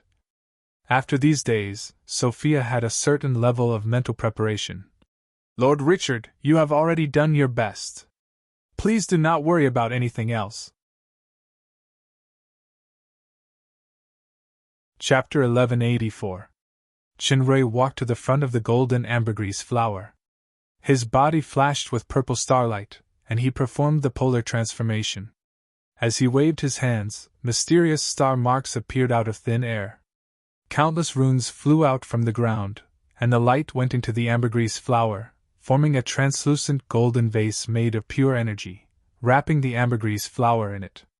At this time, the blood-killing ring had already appeared on Chenrui's finger. At the same time, he held the Holy Grail in his other hand.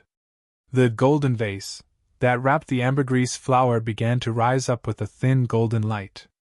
This golden light was not directly absorbed into the blood-killing ring, or the Holy Grail. Instead, under the control of the star power that Chenrui performed, it was nourished by the Holy Grail and entered the blood-killing ring bit by bit. The blood-killing ring began to emit a faint light. Chenrui was still extremely cautious in the polar transformation. As the soul left by the ambergris flower was too weak, it was still very fragile even after being nourished by the power of the dragon inscription during this period. This process was like a pair of huge hands holding a knife to perform delicate surgery, and he couldn't rush it. If he was careless, his soul would be annihilated. This was also the reason why Chenrei didn't dare to do it rashly last time. Time ticked by. It was the first time that Chenrei performed such a delicate operation with the polar transformation.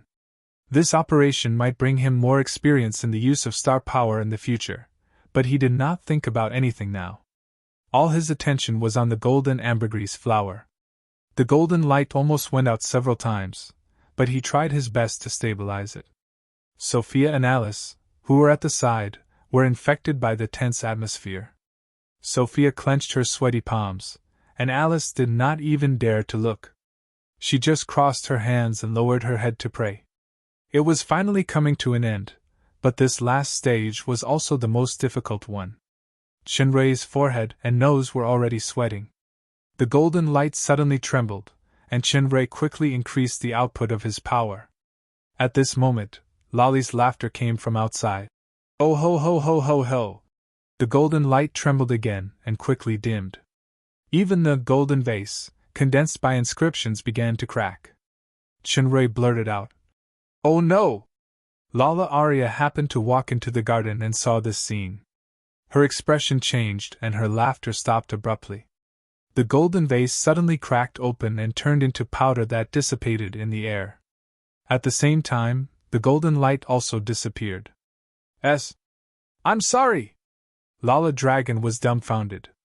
Originally, Lala Dragon had gained the support of many believers in the Golden Plaza and was in high spirits. She wanted to look for Alice and Chenrei to show off. Who knew that she would bump into the most important thing? Didn't Chenrei say that the soul extraction would only begin tomorrow? Chenrei knew that it had nothing to do with Lala Arya. Before she arrived, the soul of the golden ambergris flower had already started to show signs of dispersing. This scene made Sophia lose her support, and her whole body fell to the ground. She could only stare at the golden ambergris flower in a daze. She did not even have the strength to cry.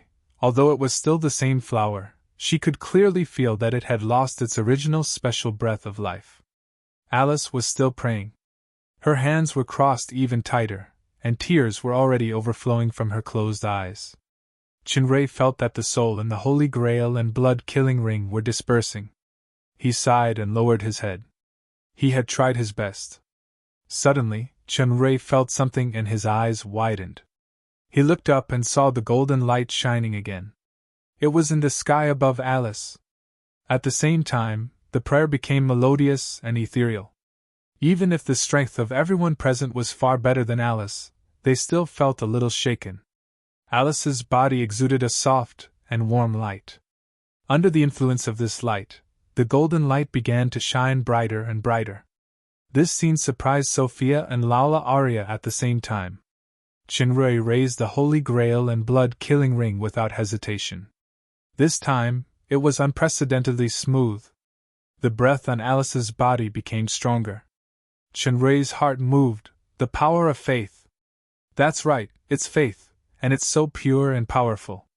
Chenrei's consciousness had already sensed the abnormal movement of the super system. He greeted Lala Arya and entered the super system. When Chenrei came to the Tower of Faith of the Galaxy Divinity Temple, he found that Veronica was already there. Beside Veronica, there was a short figure. What surprised Chenrei was that it was not Alice. It was a little girl of about 5 or 6 years old. She had silver hair and golden eyes.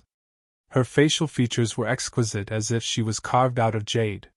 She was curiously looking at everything around her. When she saw Chenrei, the little girl showed fear and shrank behind Veronica. Chenrei looked at the little girl in surprise, and relevant information automatically appeared in his mind. Temple attendant can be sealed. Soul strength, E characteristics. Heart attendant, maintain absolute reverence for the controller, and put an end to all disobedience. Can be cancelled or granted. Heart sacrifice. The controller can sacrifice or obliterate the attendant. Permission, none, can be cancelled or granted. Ability, none, can be cancelled or granted. This girl she actually became a temple attendant. Veronica smiled sweetly. I'm very happy that I have a new partner. But before that, you should first remove the heart attendant characteristic. Don't scare her. Chinray nodded and immediately removed the pressure of the heart attendant. Only then did the little girl poke her head out from behind Veronica and look at him timidly. "What's your name?" Chinray tried to show a kind smile. The little girl was startled like a rabbit and hid behind Veronica again. "You don't look like a good person." Veronica smiled and squatted down. She hugged the little girl and whispered a few words in her ear. Only then did the little girl muster up the courage to come in front of Chinray. "Your name is Avril, right?" Chinray smiled at the little girl. Finally, he didn't scare her away this time. In fact, the little girl in front of him was probably only a small part of the real Avril. Most of it was the consciousness formed by Sophia's yearning on the ambergris flower. In other words, it was the Avril that Sophia imagined and conceived. No wonder her soul power was so weak. However, for Sophia, this was the most real Avril. Although it was only strength, it was already a complete soul. At this time, the Tower of Faith shone brightly. Chinray's eyes lit up. Alice. This was indeed an unexpected surprise. Alice, who had been unable to succeed, actually completed 2-star strengthening at this time and became the 20th god of the super system. After the Tower of Faith's flash ended, Alice appeared in front of him. "Brother." Chinray touched Alice's head and nodded with relief. Veronica saluted. "Congratulations, Madam Alice, the goddess of life." The faith that Alice controlled was life. Because of this, Avril's soul was successfully recondensed at the critical moment. From an incomplete and weak consciousness, she became a truly complete soul. At the same time, she also became the second god's servant of the super system. "Your sister Veronica, right?" "Just call me Alice. I've heard my sisters often mention you. Please take care of me in the future." Alice didn't hold back and went up to hold Veronica's arm affectionately. The lowly princess had a secret notebook that recorded all the women related to Chinray and related gossip. Veronica was not only the first oracle but also a member of the harem. It was said that she was likely to become the mother of another created child in the future, so it was necessary to build a good relationship in advance. Veronica smiled and nodded. Alice held Avril's little hand again. "Great, Avril, you're fine too. Auntie Sophia will be happy." "Madam Alice." Avril had a natural sense of closeness to Alice, so she didn't resist at all. Instead, she showed a rare smile. "Call me sister." "Sister Alice." According to age, Avril was n times older than Alice, but this Avril was a newborn complete soul. If it weren't for the power of the dragon inscription she absorbed previously, perhaps she would still be a baby, so it was understandable to call Alice sister. The believers of life are more than any previous faith. I have to go busy for a while now. Veronica looked at Avril. "Avril, you go to the Galaxy Divinity Temple to rest first. I will teach you slowly in the future." Avril nodded. "Brother, let's go out first and tell Auntie Sophia the good news." "Okay." Chinray and Alice's consciousness left the super system and returned to the White Jade Palace's body. Lala Leah had once successfully evolved to a 2-star, so she naturally understood. She had been guarding the two cautiously until Chinray and Alice opened their eyes. Only then did she relax her vigilance. Sophia wasn't sure what happened, but she had a faint feeling in her heart that Alice's abnormality should be a great turning point. "Auntie Sophia!" Alice came to Sophia's side happily. Alice's excitement rekindled Sophia's hope in her heart. "Alice, is it, Princess Sophia? I'm very happy to tell you that we succeeded. I will explain some situations to you later now." Chinray waved his hand, and a shadow in the air gradually became clear. Sophia rubbed her eyes hard and finally confirmed that it wasn't an illusion. Although she didn't know how Chinray did it, the little girl in front of her gave her a familiar feeling. It was the golden ambergris flower. No, it was the daughter that she had been missing in her heart. The little girl looked at Sophia blankly. Both of them felt the connection from the soul at the same time.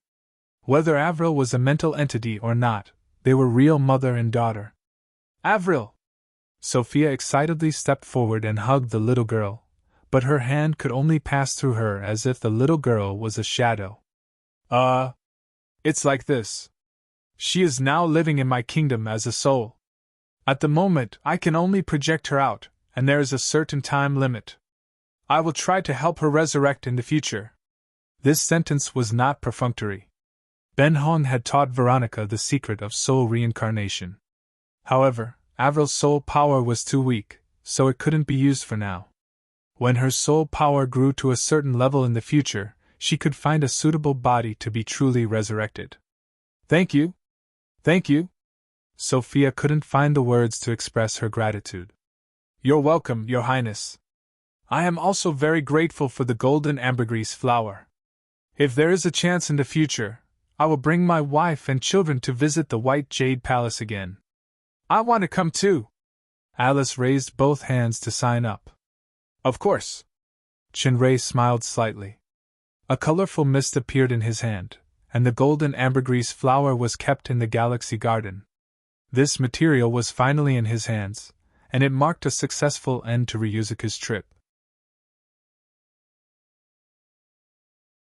Chapter 1185. 3 days later, Palgoris and Sophia personally sent Shinrei and others to the teleportation portal leading to the Storm Island. Ryuzuka also held a grand farewell ceremony for this.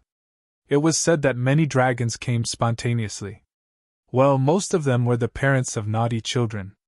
They all celebrated that the biggest scourge had finally left Ryuzuku. However, Lalarius, "We will definitely come back," still scared many parents. Shinrei's trip was quite fruitful. Not only did he fulfill Sophia's wish, but Alice also achieved the life deity position. The super system also added a second oracle.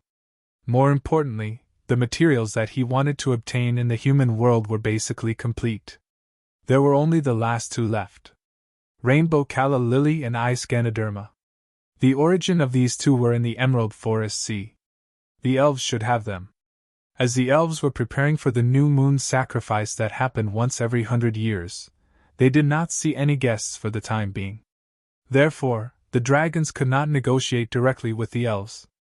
According to the Elf King's father-in-law, Span, the new moon sacrifice was the legendary birthday of the moon goddess. It was also one of the most important festivals of the elves. Elves from all over the world would return to the immortal capital of Silver Moon. In this celebration, the elves would hold various activities, including a series of competitions and selection of various elites of the elves.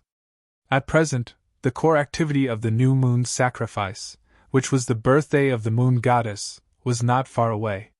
Span had not returned to the immortal capital of Silver Moon for a long time. This time, he planned to go with Shinrei to the Emerald Forest Sea to participate in the new moon sacrifice. Maria did not accompany him. One of the reasons was that she was not liked by the elves in the Emerald Forest Sea. The most important reason was that the Dragon Emperor Palgoris had the intention to make some changes to the dragons. During this time, the elders frequently convened and held meetings. As the Great Elder, Maria naturally could not be absent. Before leaving, the fairy dragon mother-in-law secretly pulled her daughter and son-in-law aside and instructed them for a while. It was just to keep an eye on the father-in-law and crack down on any misbehavior, especially the old acquaintances. The focus was on Chilania and others on the blacklist. If necessary, they could use force. "I'll bear all the consequences." In this regard, Shinrei could only express his deep sympathy for his mother-in-law in his heart, but he solemnly vowed to complete the task. After returning to Storm Island through the portal, Shinrei released the Devil's Snare ship and left the Storm Island. Through several countries and portals, he entered the Ryo Empire, which was the closest to the elves, and arrived at the most famous port city, Yagda. Yagda was known as the City of Mages. Traces of the elves and the magic civilization could be seen everywhere. It was also the place with the highest concentration of mages on the surface, especially the Tower of Mages, an alliance of elves and humans, which attracted a large number of mages to join. It became the most important strategic weapon of the Ryo Empire. The Mage Legion of the Ryo Empire was also the strongest existence in the entire surface world. It was strong enough to compete with the dragon riders of the Long Huang Empire. It was the second time that Qinrui and Rala came here. Previously, the two met leader of the Tower of Mages here and punished the evil half-elf mage Lealdo. Rala broke through in the battle with the elf elder Dulce in the Tower of Mages and advanced to demigod. However, at this time, elves could hardly be seen in the City of Mages. The elf span was a bit eye-catching because the elves had returned to the Emerald Forest to participate in the New Moon Festival. It was the first time for Alice and Lala Leah to come to this City of Mages. They were dazzled by all kinds of novel things. Alice bought dozens of things in a row. Many of them were toys. She said that they were for Duo and Athena's children. Qinrui was very touched. However, Alice was having a lot of fun. The desire to shop was contagious, especially for female creatures. Rala also bought a lot of things. Even Lala Leah couldn't help but borrow a large amount of black crystal coins from Qinrui and squandered. Anyway, Lala Leah had a lot of debts. After a few rounds, Alice couldn't walk anymore, but she was still very excited. Fortunately, there were good tools like space rings in this world. Otherwise, Qinrui and Span would definitely be carrying big and small bags. After shopping, everyone left the port by boat and went to the Emerald Forest. 2 days later. Brother, how much longer? About 10 minutes. That's great! Alice looked at the dense forest along the way, and her eyes lit up. By the way, brother, I heard from someone in Yagda that no one except elves can enter the immortal capital of Silver Moon during this time. Should we dress up as elves? Dress up as elves? I like this idea. Lala Leah blinked her eyes. Light flashed, and her ears began to become pointy. Her hair also turned dark green. Her appearance didn't change much, but Lala Leah was originally a delicate and flat type. She looked like a somewhat androgynous elven lowly Shoda. This was the transformation skill of dragons. Even a black dragon who was immune to magic could easily cast it as long as she had enough strength and skills. Rala didn't cast the transformation skill of dragons. For a fairy dragon who could be regarded as the first person to control the elements in the main plane, changing her appearance was a piece of cake. There was no light, and it was as natural as the flow of water. Rala had successfully transformed. Judging from his slightly pointed ears, he should be a half-elf. Race, half-elf, mutated, comprehensive strength assessment, A physique, A-strength, A spirit, A speed, A analysis, dark attribute, precision eyes, mage width. Danger level, low. Half-elves were hybrids between elves and other races. Their lifespan was shorter than real elves. However, they weren't recognized by the elves and weren't protected by the elves' treaty. They had always been despised in the Emerald Forest Sea. Blanche, who Qinrui knew was like this. The half-elf in front of him actually had the rare dark attribute in the human world. The spots on his face should be the mage width, analyzed by the super system. However, elves had always been perfectionists. To put it bluntly, they easily judged people by their appearance. They obviously showed a lot of disgust towards the dark elf's face. Sir Aska! The elf guard beside Spang quickly saluted. You finally caught this lowly dark elf? This guy tried to sneak into the New Moon Festival and even hurt a few of our brothers. Thanks to Sir Aska, he was caught. Another silver-haired elf gritted his teeth. This guy must be severely punished. He disturbed the New Moon Festival and hurt the honorable elves. I suggest he be executed immediately. The half-elf showed grief and indignation. He struggled to say something, but he couldn't speak due to some kind of force. Qinrui noticed something was wrong.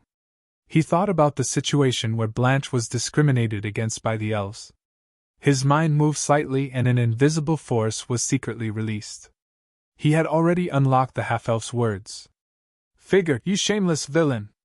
You lost to me in archery. You said you would let me in, but you actually went back on your words. Aska, who was wearing chain armor, didn't expect the half-elf to break free from his restraints and speak. He frowned after hearing the content and glanced at Figure. Figure sneered. There's no use in quibbling. You, a half-elf, sneaked into the New Moon Festival. You obviously have ulterior motives. It's my duty to catch you. Sir Aska, this is a special period for the New Moon Festival. We can't tolerate this kind of spy. Aska was still thinking, but he finally nodded when he heard the last sentence. In the balance of the Moonlight Goddess, there is no distinction between nobility and inferiority. Whether the target is an elf or a half-elf, they should all have a fair heart. What do you think, Sir Aska? It was not Chinray who spoke, but Spang. His words attracted Aska's attention. He glanced at Span with a surprised expression. Figure didn't expect that the elf would speak for the half-elf. He shouted, "How dare you? Who are you? How dare you treat Sir Aska like this?" Before he finished, Aska's angry voice fell in Figure's ears like thunder. "Shut up!" Under the astonished gaze of all the elven guards, Aska strode to Span with an excited expression. He bowed deeply and said, "Your Highness!" Chapter 1186. Aska's salute stunned all the guards, and what surprised the elves was how Aska addressed him. Royal Highness? To be addressed as Your Highness, and to be a male elf, there were only a few legendary hero kings. I actually scolded the elf king that even Her Majesty Elf Empress has to be courteous to. Ferger was dumbfounded. "Aska, we meet again." Span patted Aska's shoulder. "Your strength is about to enter the super rank. You should be a great commander now." "I'll always be a magic swordsman who follows Royal Highness." Aska used to be Span's sword guard, and Span even taught him swordsmanship. He once followed Span through the rebellion of the immortal capital of Silver Moon, and went through life and death together. Now that he met his old boss and teacher again, he was extremely excited. Span looked at the elven guards who were in awe around him and said to the half-elf, "Although I don't have any special discrimination against half-elves, you are indeed not qualified to participate in the New Moon Festival. No matter what happened in the process, the elven guards are responsible for stopping you. However, I can give you a chance to explain, only once."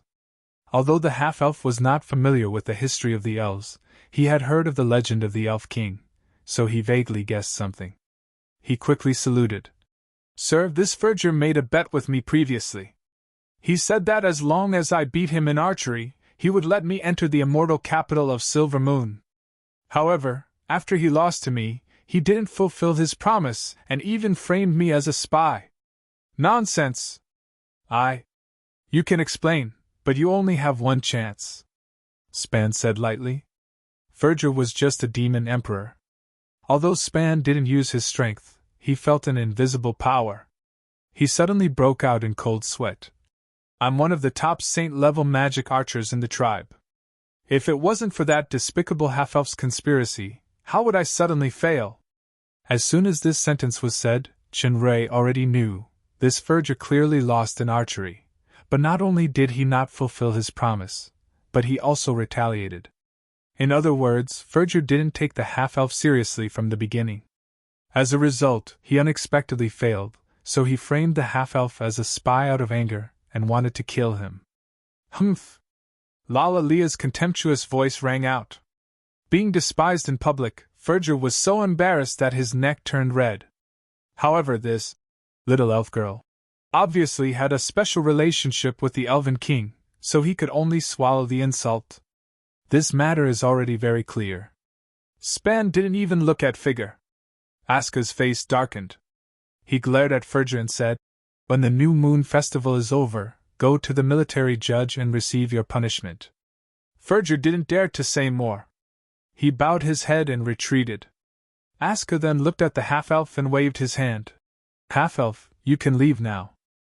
If you have any business, wait until after the new moon's sacrifice." The gnome tightly clenched her fists. "No! I have a reason to go." Aska narrowed his eyes and released a murderous aura. "I won't repeat myself. Half-elf. If you don't leave now, I won't show any mercy." The blood traces on the gnome's face glowed and her aura became stronger. She had already crossed a small realm and was obviously going to fight with her life on the line. However, Arkatha's strength had already reached the level of S+. Even if the gnome's strength increased A+, there was no chance of winning. The gnome should also know this, but she still didn't back down.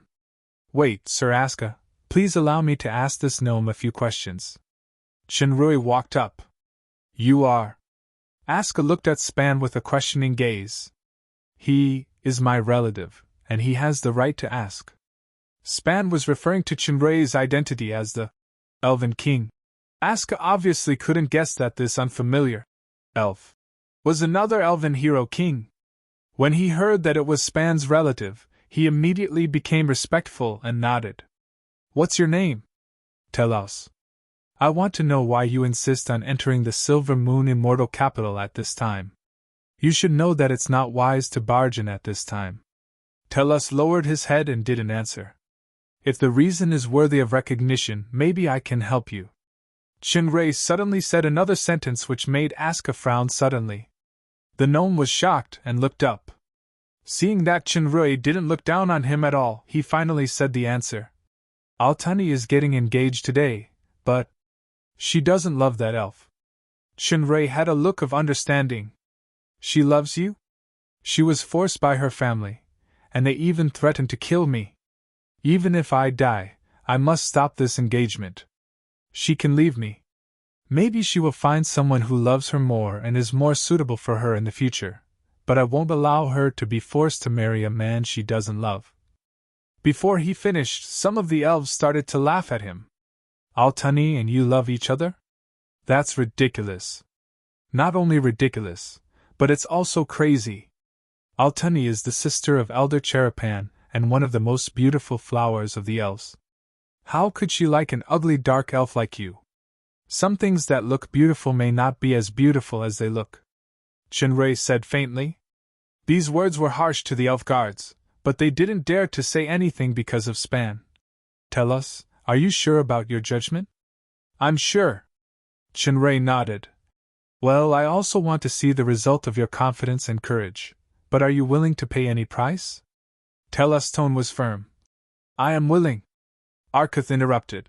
Wait a minute, sir, you can't bring a dark elf to the New Moon Festival. Even if you are a relative of Royal Highness. Otherwise, please forgive me. Shinrui smiled faintly and said in Arkuth's heart with analytical eyes. I don't want to make things difficult for you, loyal Sir Commander, although you are obviously partial to your own people. However, as far as I know, according to the rules of the elves, if he becomes my follower, there should be no problem. Since Shinrui was now an elf, it wasn't strange for Arkuth to know this kind of mind language.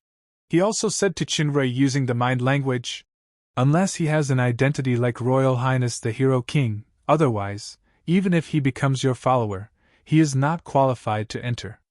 However, even if it's Royal Highness Span, this will be criticized. If you are really Royal Highness Span's nephew, you shouldn't put him in such a difficult situation. Shinrui didn't explain. He just took a few steps forward and looked into Arkuth's eyes. When Arkuth was vigilant, he suddenly sensed a special breath. This breath was the fresh and pure power of nature. Just a glance made him feel like his soul was cleansed and his spirit was greatly refreshed. Arkuth's heart trembled.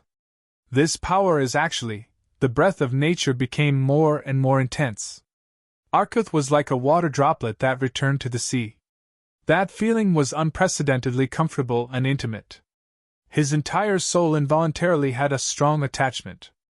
Arkuth finally confirmed that it was the tree of nature. It really is the power of the holy tree.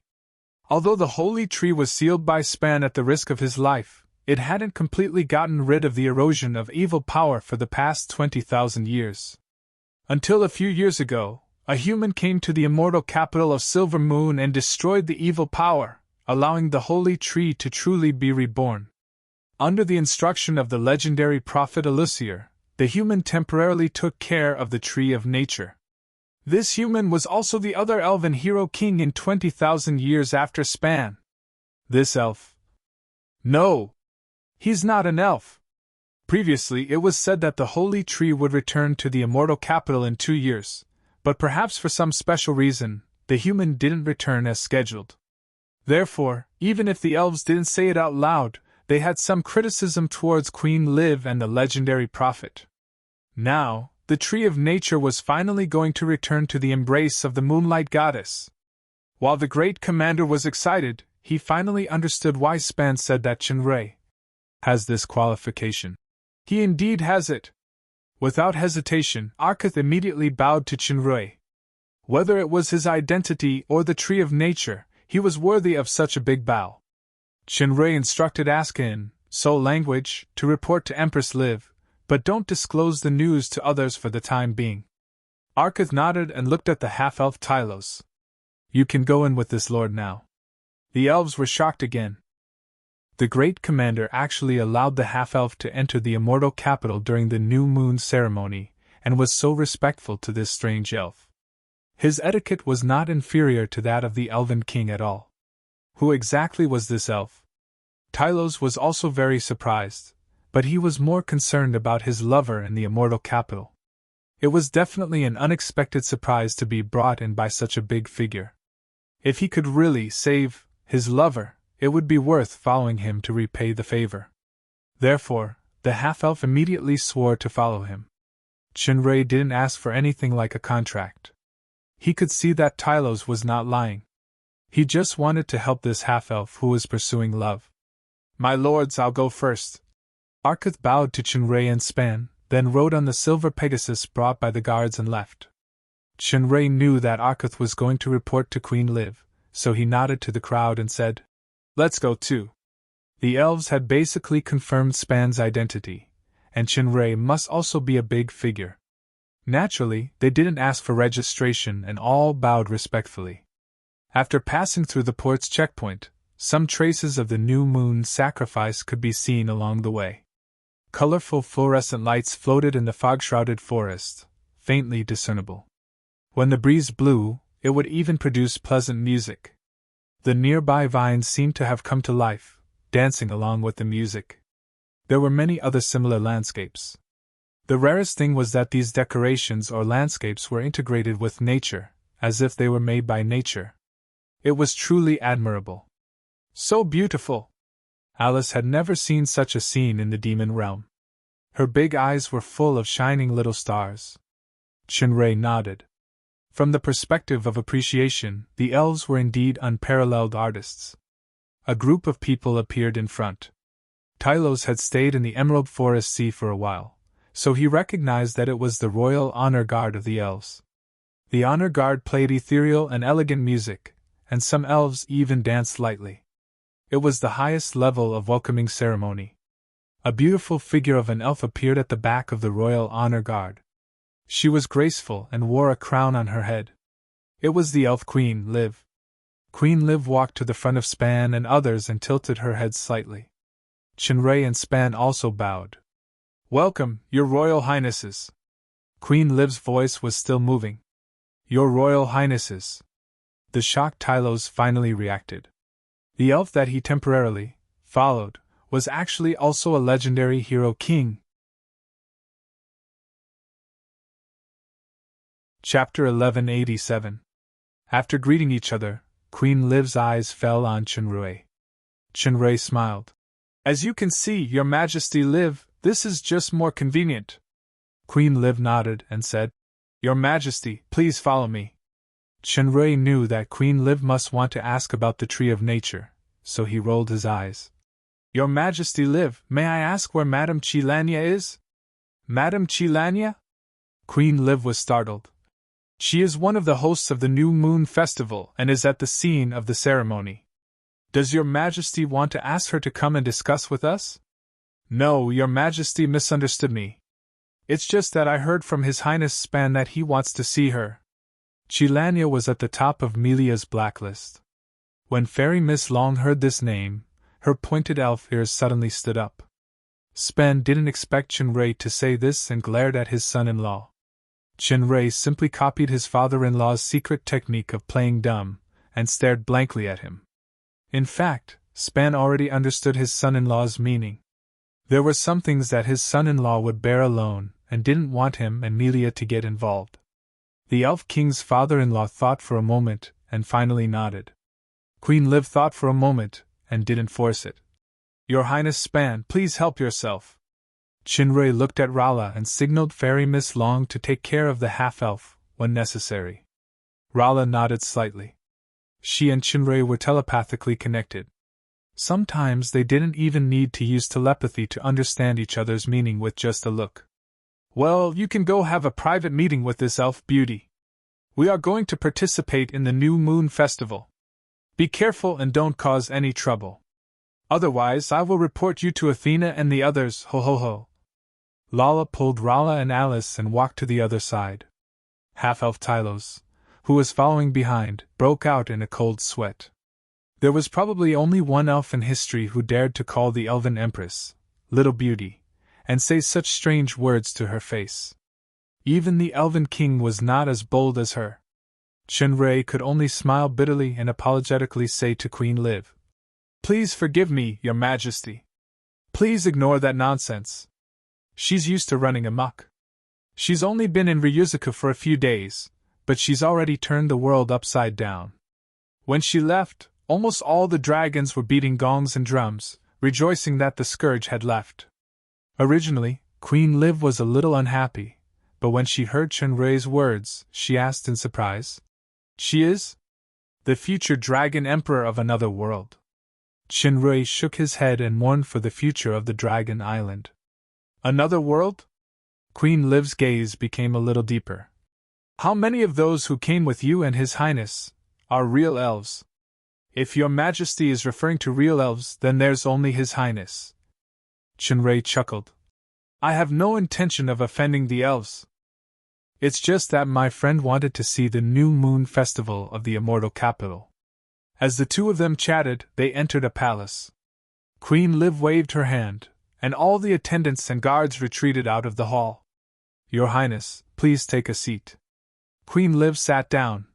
"First of all, I would like to thank Your Highness for taking care of the Tree of Nature these past few years." Chinray observed her expression and asked, "Does Your Majesty need me to explain why the Tree of Nature did not return after the deadline?" I received the answer from Lady Alyssal early in the morning. Although the prophet did not specifically state the reason, as the Elven Empress, I choose to believe in Lady Alyssal's judgment. Even if the fate of the elven race is in the hands of a human? Lord Alyssal is the guide of the elves, and the supreme teacher of all elves.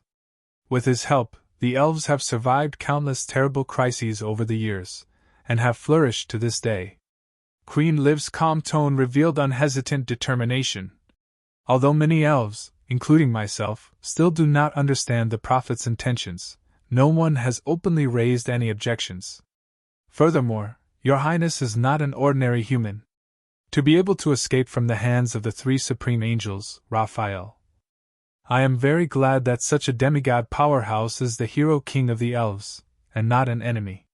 It seems that Lady Chilania has already reported to Your Majesty what happened during the conferring ceremony of the Holy Son of the Holy Mountain of Light. Please rest assured, Your Highness. Apart from Lady Alyssal, Lady Chilania, and myself, no one else knows. Rest assured? Chinray shook his head. It's just a little. All right, let's not talk about it. Of course, Queen Liv did not want to expose Chinray's relationship with the elves, lest it attract the vengeance of the Holy Mountain of Light. Even with the prophet of unknown strength, Alyssal was no match for the three supreme angels. However, the Elven Empress did not know that she only knew of Chinray's strength from a few years ago. Now, the Hero King's personal strength and the power he had was enough to contend against all three supreme angels. Of course, Chinray did not explain too much. After some thought, he released a wisp of the Tree of Nature's aura. "Then, do you need me to return the holy tree to the elves?" "That's great. I never expected the Tree of Nature's aura to reach such a level in just a few years." "As expected of Your Highness, the Hero King." Queen Liv revealed a look of pleasant surprise before frowning again. "It's just that Lady Alyssal once told me that now isn't the right time to return the holy tree. Your Highness's visit. I'm here for two matters." Chinray went straight to the point and said his intention. "The first thing is that I need 5 rainbow calla lilies and 1 ice ganoderma. Your Majesty, please help me. The second thing is that I want to see Sir Alyssal again." Queen Liv pondered for a moment and answered. Although the rainbow calla lotuses are rare, they are available in the Silver Moon Immortal Capital's secret vault. I will get someone to choose 5 of the best ones, but the Ice Zoysia, is there any difficulty with the Ice Zoysia? The Ice Zoysia has a special barrier and restorative powers. Compared to the rainbow calla lotuses, it is not particularly rare. There were quite a few of them in the Jadeite Forest Sea. However, in the past 20,000 years, in order to seal the holy tree that had been infected by the power of the abyss, the Ice Zoysia in the Jadeite Forest Sea had been harvested by the elves. They were used to strengthen the trance-sealing barrier. Only Lady Alusil's illusory forest has one. It is also the only one known in the entire Jadeite Forest Sea.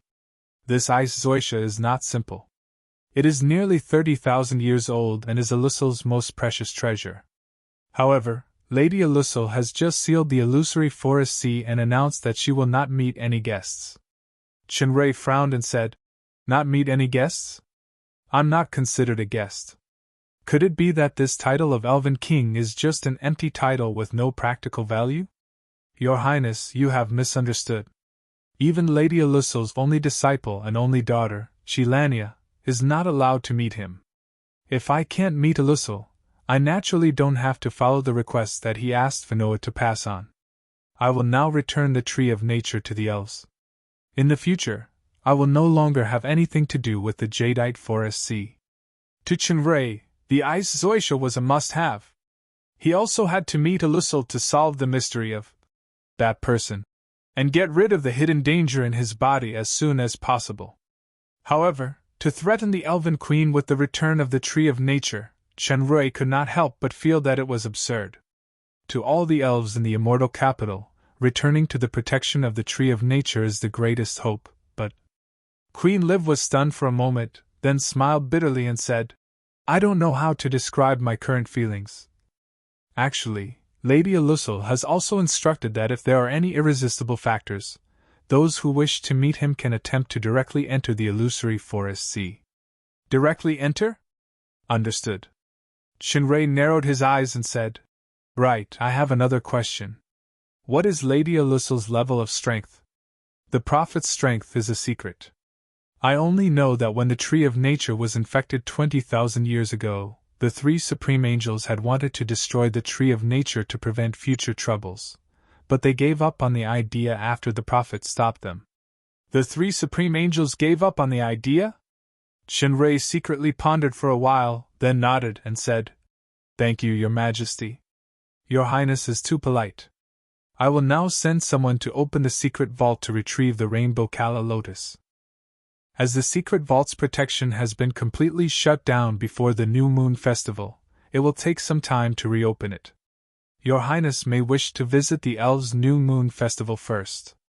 Shinrei shrugged and deliberately said, "Didn't they say that only invited special guests can participate? So I was forced to transform into an elf." Queen Liv smiled meaningfully and said, "Although Your Highness is a human, you are also the hero king of the elves and are respected by all the elves. There is no need for any invitation. Even if your other 3 companions were brought by His Highness Span, then what about the half-elves? Isn't Your Highness exercising the privilege of the Elf King?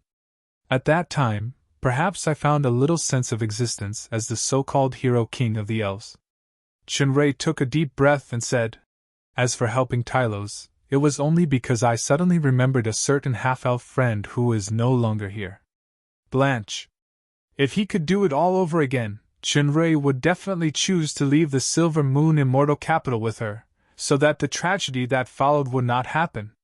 Queen Liv, of course, knew who the half-elf friend Chinrei was talking about was. She sighed. Another thing that made the Hero King feel of existence happened in Yagda's Mage Tower Forest. I killed Elder Hero and his half-elf illegitimate son, Rialdo, in front of the elven Elder Dulce. I believe Your Majesty already knows about this." Chinrei looked up at the bright sky and said, "Before I did it, I said a few words. I may be weak, poor, low in status, or ugly, but in the face of life, you and I are equal. I am not despicable, and you are not noble. When you think you are noble, in fact, You are the most despicable existence. Queen Liv wanted to say something, but when she heard this, she suddenly fell silent. Helping the half-elves today, including killing Hero and Lildo at that time, I don't think I'm abusing the privilege of the elf's hero king, but I'm fulfilling the obligation that this honor should fulfill. Chinrui took a deep look at Empress Liv. Without saying anything more, he walked straight out of the hall. Chapter 1188. Immortal Capital of Silver Moon.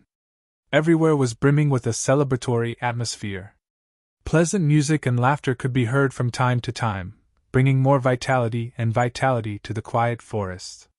The New Moon Festival was somewhat similar to a trade fair.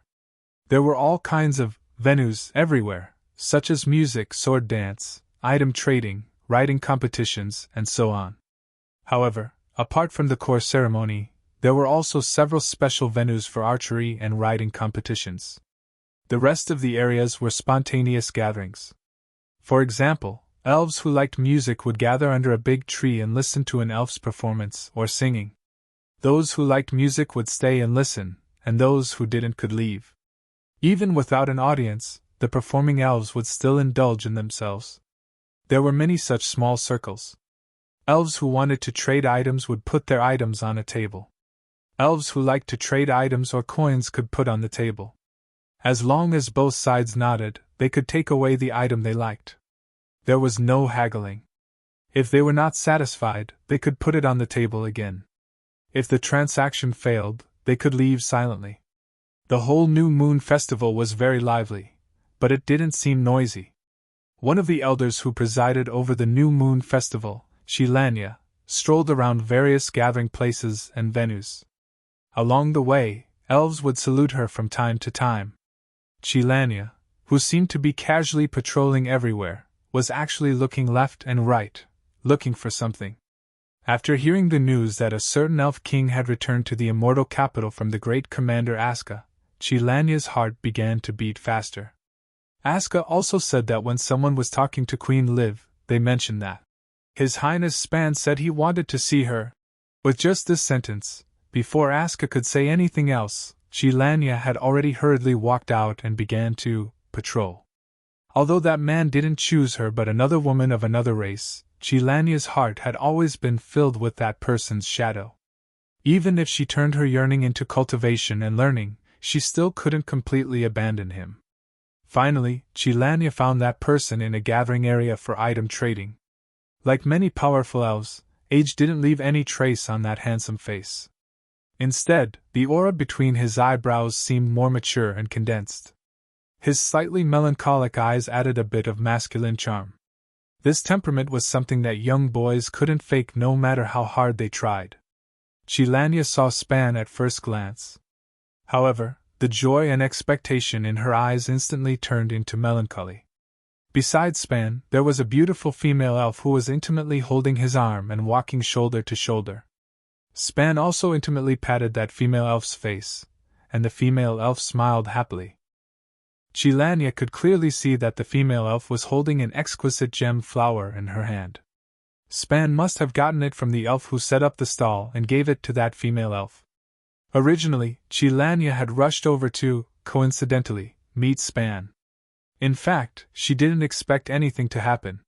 She just wanted to meet him, even if it was just a few insignificant words, and then brushed past him. However, when Chilanya saw that there was actually a female elf besides Span who was so intimate with him, an indescribable fire suddenly surged in her heart. She couldn't care less about pretending to have met by chance as she directly strode forward. That furious look of hers scared the elves who were planning to salute along the way. They all secretly wondered which blind elf dared to cause trouble in the new moon ceremony, and infuriated the Lord Elder so much. Span had already sensed that someone was hurriedly walking over from the side. He turned around and was startled to find that it was actually Chilanya. Chilanya was the daughter of the highest teacher of the elven race, Alyssier. She was also a companion who had experienced countless battles and adventures with him. The elves were very sensitive to emotions. Chilanya, including Chilanya's sister, the former elf Empress Belisme, Span had always been very clear about their feelings. They were good sisters, good comrades, and good friends, but he just couldn't find the feeling of a lover until he met Marilla. 20,000 years ago, the elves encountered an abyss crisis. Span risked his life to rescue the Chilania sisters from the hands of Ivrit. He didn't hesitate to use his life as the price to seal the tree of nature.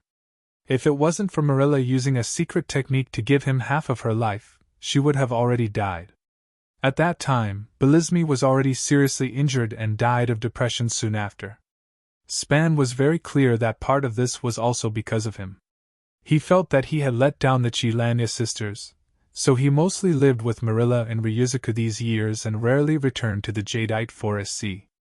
Now that he saw Chilania again, Span's heart felt a little complicated, but more than that, it was the joy of reuniting with an old friend.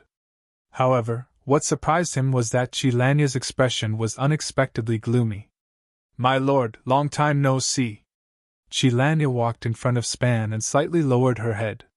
This kind of etiquette and address made Span's hair stand on end for some unknown reason, so he had no choice but to return the courtesy.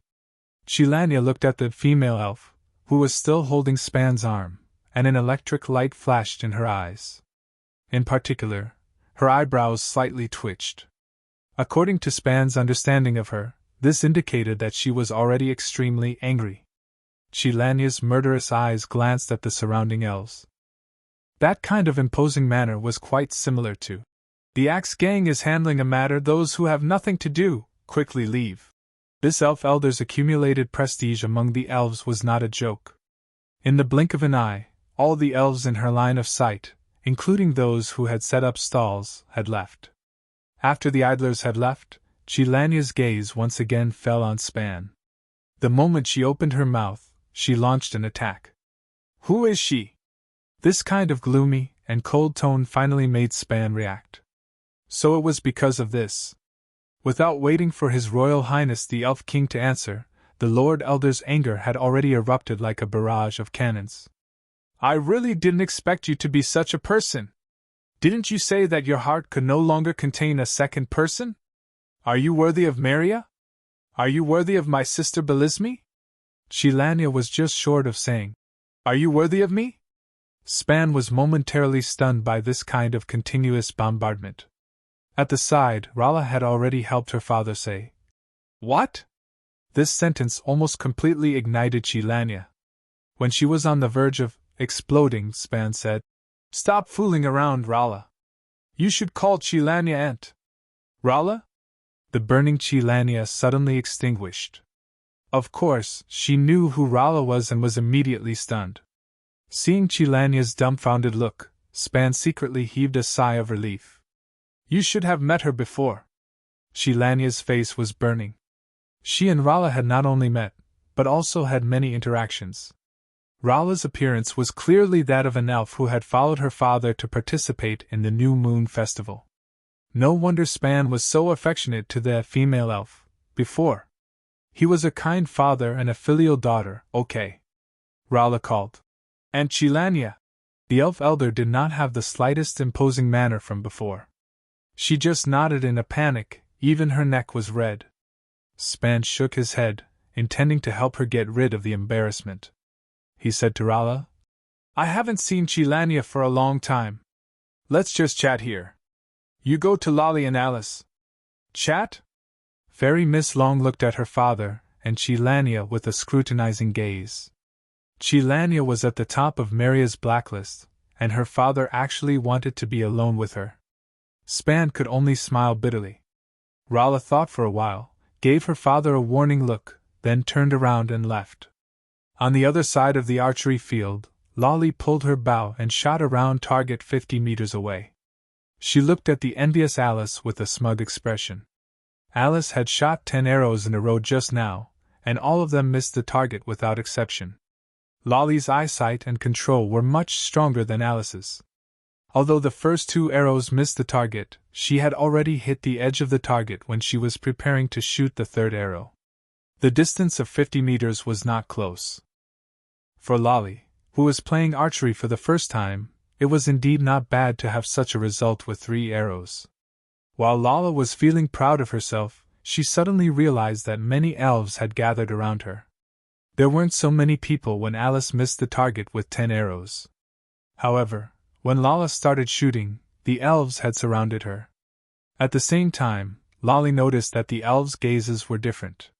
Some were despising, some were sighing, but most of them were pitying her. Alice saw that the atmosphere was not right, so she cleverly slipped away first. The surrounding people started discussing in a low voice. Which family is this child from? Her archery skills are actually so bad. Maybe it's because she's still young. When I was her age, my arrows were already very close to the bullseye. Did she lose her parents when she was young? No one to teach her? Lolly did not expect her proud work to be so despised. Just as she was about to flare up, she saw a female elf walking up to her. Little girl, don't worry. Let me teach you. Little girl? Lalaria was furious. I'm much older than you short-lived elves.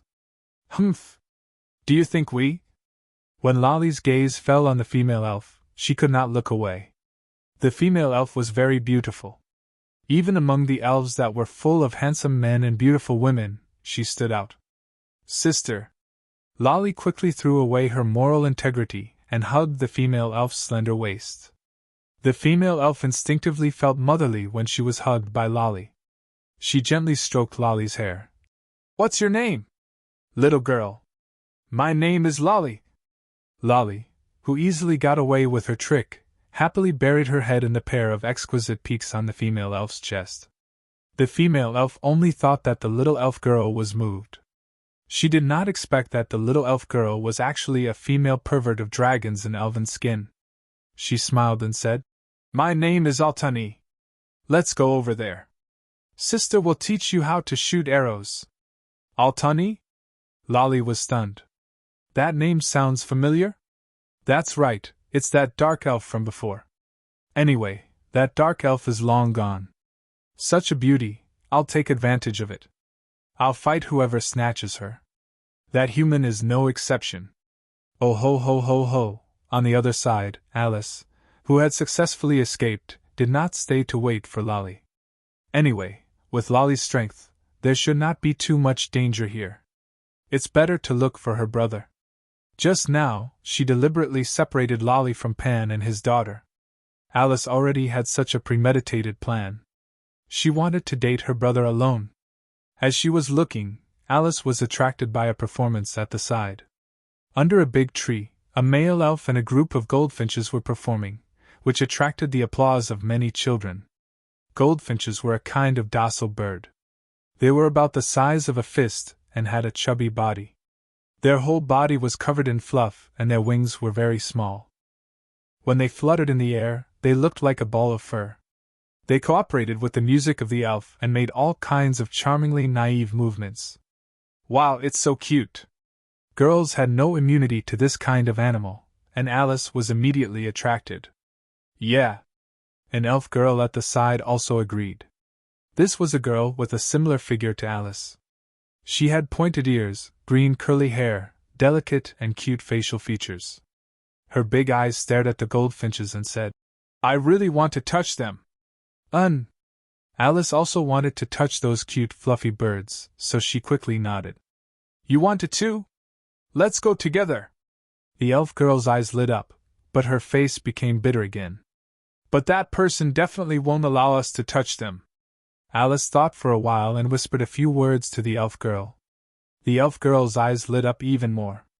The two Lolas looked at each other and revealed a naughty smile.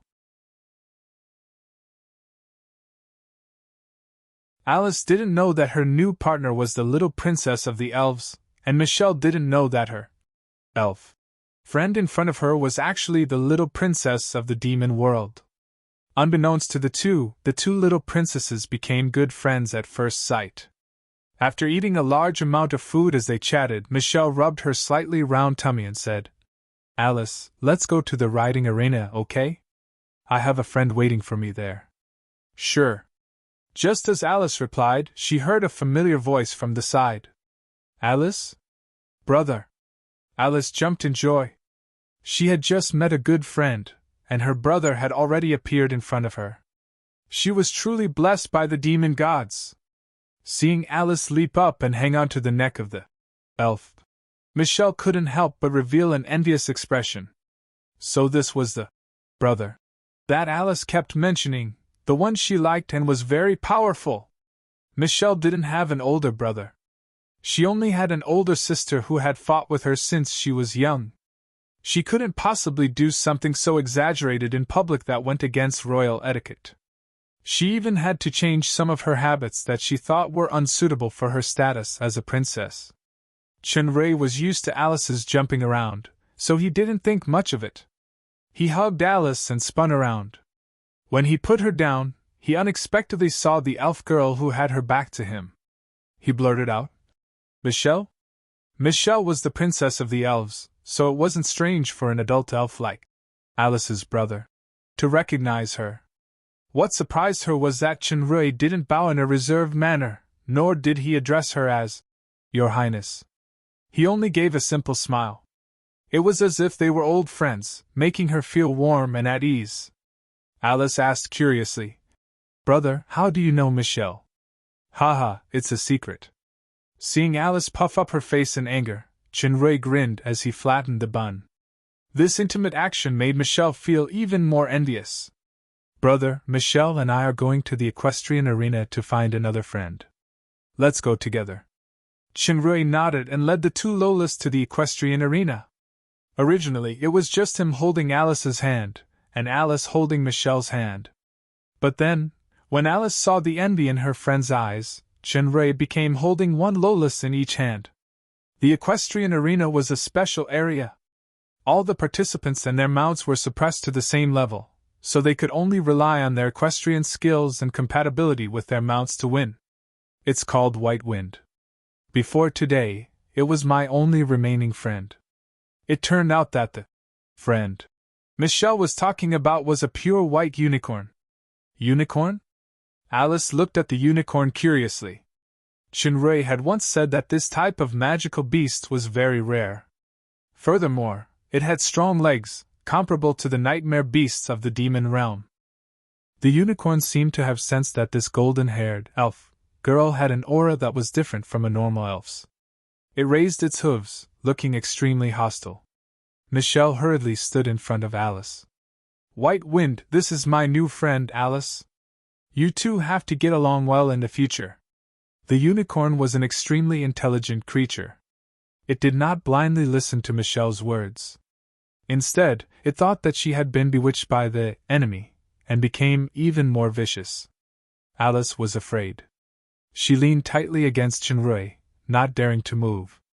At this moment, White Wind had already walked past Michelle and arrived in front of Chenrei and Alice.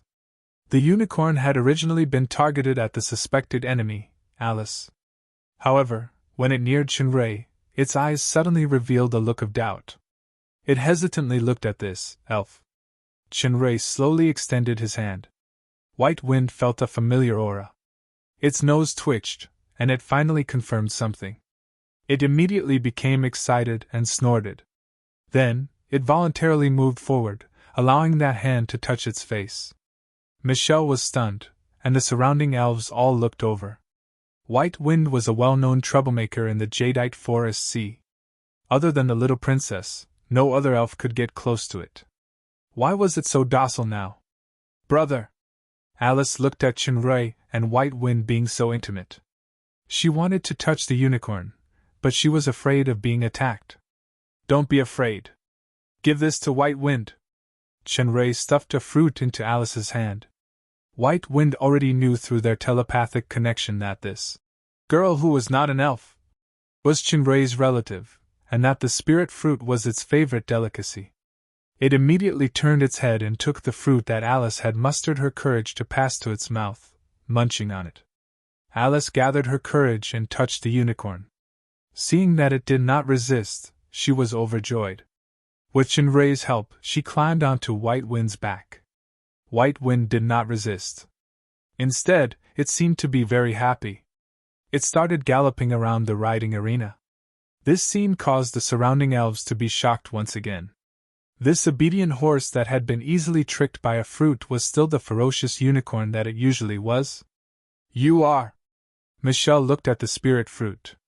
She finally knew who this, Brother Alice, was. No wonder White Wind was so docile. Chinray smiled at Michelle. It's a little late to say this, but I still have to say it. We meet again, my friend Michelle. Back then, he had not dared to acknowledge her because he had offended the Church of Light. He was afraid that he would implicate his friend. However, with Chenray's current strength, he could already fight against the three angels. He did not have to worry about many things like he did back then. The elf girl pounced into Chenray's embrace with red eyes. Richard! Whoop! The surrounding elves were speechless. Not only had the unicorn been abducted by this unfamiliar elf, but the little princess had also been taken. After a long time, Michelle finally calmed down. She raised her head. Can I call you brother like Alice? Of course, I am very happy to have such an adorable sister. Chenray stroked Michelle's hair. He could clearly feel the pure and flawless emotions of the elf girl. He was very lucky to have such a sister. At this moment, the sound of a horn rang out. The elf girl wiped the tears of joy from the corner of her eyes. She looked at White Wind, who had just returned from a lap. She waved her hand and said, Alice, the riding competition is about to begin. There will be a lot of prizes later. Let's register together. Not long after, the riding competition began. Seeing the two excited Lolas on the back of the galloping white unicorn, Chenray could not help but smile. At this moment, his ears suddenly twitched, and he turned his head to look in a direction in the distance. That should be where the archery field was located. The competition at the racetrack required one to pass through all sorts of magical obstacles. With their abilities suppressed, even White Wind would not be able to complete it in a short period of time. Chenray thought for a moment, then activated the telepathic communication with Alice. He called out to her and walked towards the archery field. The reason Chenray walked towards the archery field was because he sensed that the two link bearers had appeared there. At the same time, a large number of elves had gathered there. He did not know if it was because of Lala or Rala, so he decided to go and take a look. When he arrived at the archery field, Chenray saw Rala and Lala as expected. However, the focus of the swarming elves was not them, but two other people. Two people were competing in archery. One was a handsome, silver-haired male elf, and the other was Chenray's new half-elf follower, Tylos. Chapter 1190. Lord Pangluo, do your best. Defeat this ugly half-elf. This lowly bastard dares to lust after Altani's beauty. He even dares to challenge her to a duel. Make him lose his life. Almost all the cheers were for the half-elf's opponent, the elf named Pompey. Chenray walked to Rala's side. Fairy Miss Long noticed his arrival, smiled, and took the initiative to shake his hand. This action caused many male elves who were attracted by Rala's beauty to show sad expressions. Chenray learned from Rala that his new half-elf follower disappeared after entering the Silver Moon Immortal City, and when she reappeared, she unexpectedly became the protagonist of a big event. The events were just like in many novels. The male and female protagonists were a couple in love, but due to the strong opposition of the female's family, they were forced to separate. The female protagonist was forced to marry a man she didn't like, and in the end, the male protagonist appeared at the wedding. Most of the endings in novels were happy. Comedies were always easier to accept than tragedies, but reality was cruel. After the half-elf found his lover Altani, he didn't even get to say a few words before he was discovered by Pangluo, who had been secretly following Altani. Pangluo was Altani's betrothal partner. Seeing that his fiancée was unrepentant, and was still with that lowly and ugly half-elf, he was naturally furious, and wanted nothing more than to cut his rival and love into 1,000 pieces. Pangluo didn't directly make a move. Instead, he called over the elven guards who were maintaining order and a large number of elves who were participating in the New Moon Festival. In an instant, this half-elf who sneaked in and tainted the New Moon Festival became everyone's public enemy. This was Pangluo's brilliance. This love rival's identity was too special. He didn't even need to do anything himself, the half-elf would be killed by the angry elves. Even if Altani risked her life to protect him, it would be useless. Just when Pang Luo thought that his plan was successful, an unremarkable, supporting character turned the whole situation around. That was the little elf girl beside Altani. Pang Luo knew who this little girl was. Altani had met this little girl in the archery arena. The little girl's archery skills were terrible, and she was almost a disgrace to the elves. Altani had only kindly comforted and taught the little girl some archery tricks. The little girl seemed to like Altani very much, and was always by her side. Even when Altani met Tylos, she refused to leave. However, it was exactly such a weak girl who burst out with a terrifying aura that made all the elf guards tremble. No one dared to take a step forward, and the situation was in a stalemate for a while. This matter alarmed Altani's older brother, the elf elder Cherapan. Altani's parents had died when she was young, and it was Cherapan who had raised her single-handedly. Pang Luo's father, another elder, Farl, was also here. Altani naturally didn't want her new best friend, Lilia, to hurt her dearest brother, and she didn't want to drag Lilia down. However, Altani knew that this was the last chance for her and Tylos. If she missed it, she would marry that annoying Pang Luo, and Tylos would most likely be killed. So, Altani made up her mind and threatened her angry brother with her life. She swore to the Moonlight Goddess and proposed a bet. She would let Tylos and Pang Luo compete in archery, and the wager would be herself. Archery was the most common and favorite competition among the elves. Pang Luo was the #1 archer in the Magic Archer Corps, and his archery skills were almost invincible among those of the same level. Even if it was just for the face of the #1 archer, he wouldn't refuse this bet. So, the archery competition between the two rivals began, which attracted a large number of elves to watch. Except for Altani, almost every elf was cheering for Pang Luo. The archery arena was similar to the equestrian arena. It was a large open field similar to a track field, surrounded by spectator stands. There was a special barrier inside, and the strength of the competitors was limited to the same height. The official rules of the archery competition were from easy to difficult. The first round was the beginner round. The rules were very simple. The winner would be decided by 10 arrows. Within 5 seconds, the one who could shoot 10 arrows and hit more targets would be the winner. This was not the practice targets that Lilia used to shoot. Not only were the targets very small, but the distance was at least twice as far. The most difficult part was that these were not fixed targets, but moving targets. All the targets that appeared were moving irregularly. Some flew from bottom to top, some swayed left and right, and some glided in arcs like birds. Pang Luo and Tylos walked up to the arena with bows and arrows in their hands. Pang Luo was indeed the #1 archer in the Magic Archer Corps. As soon as he walked up, the anger and jealousy in his eyes disappeared, and all that was left was the moving targets in the distance. The same was true for Tylos. When the hourglass of the competition turned, the two of them did not rush to shoot first. Instead, they quietly looked at the targets. 1 second, 2 seconds, and on the 3rd second, the two of them shot at the same time. The elves with ordinary strength could hardly see the movements of the two of them. They could only see the falling targets in the distance. 5 seconds passed quickly, and the 10 arrows in their quivers were all shot. The results came out very quickly.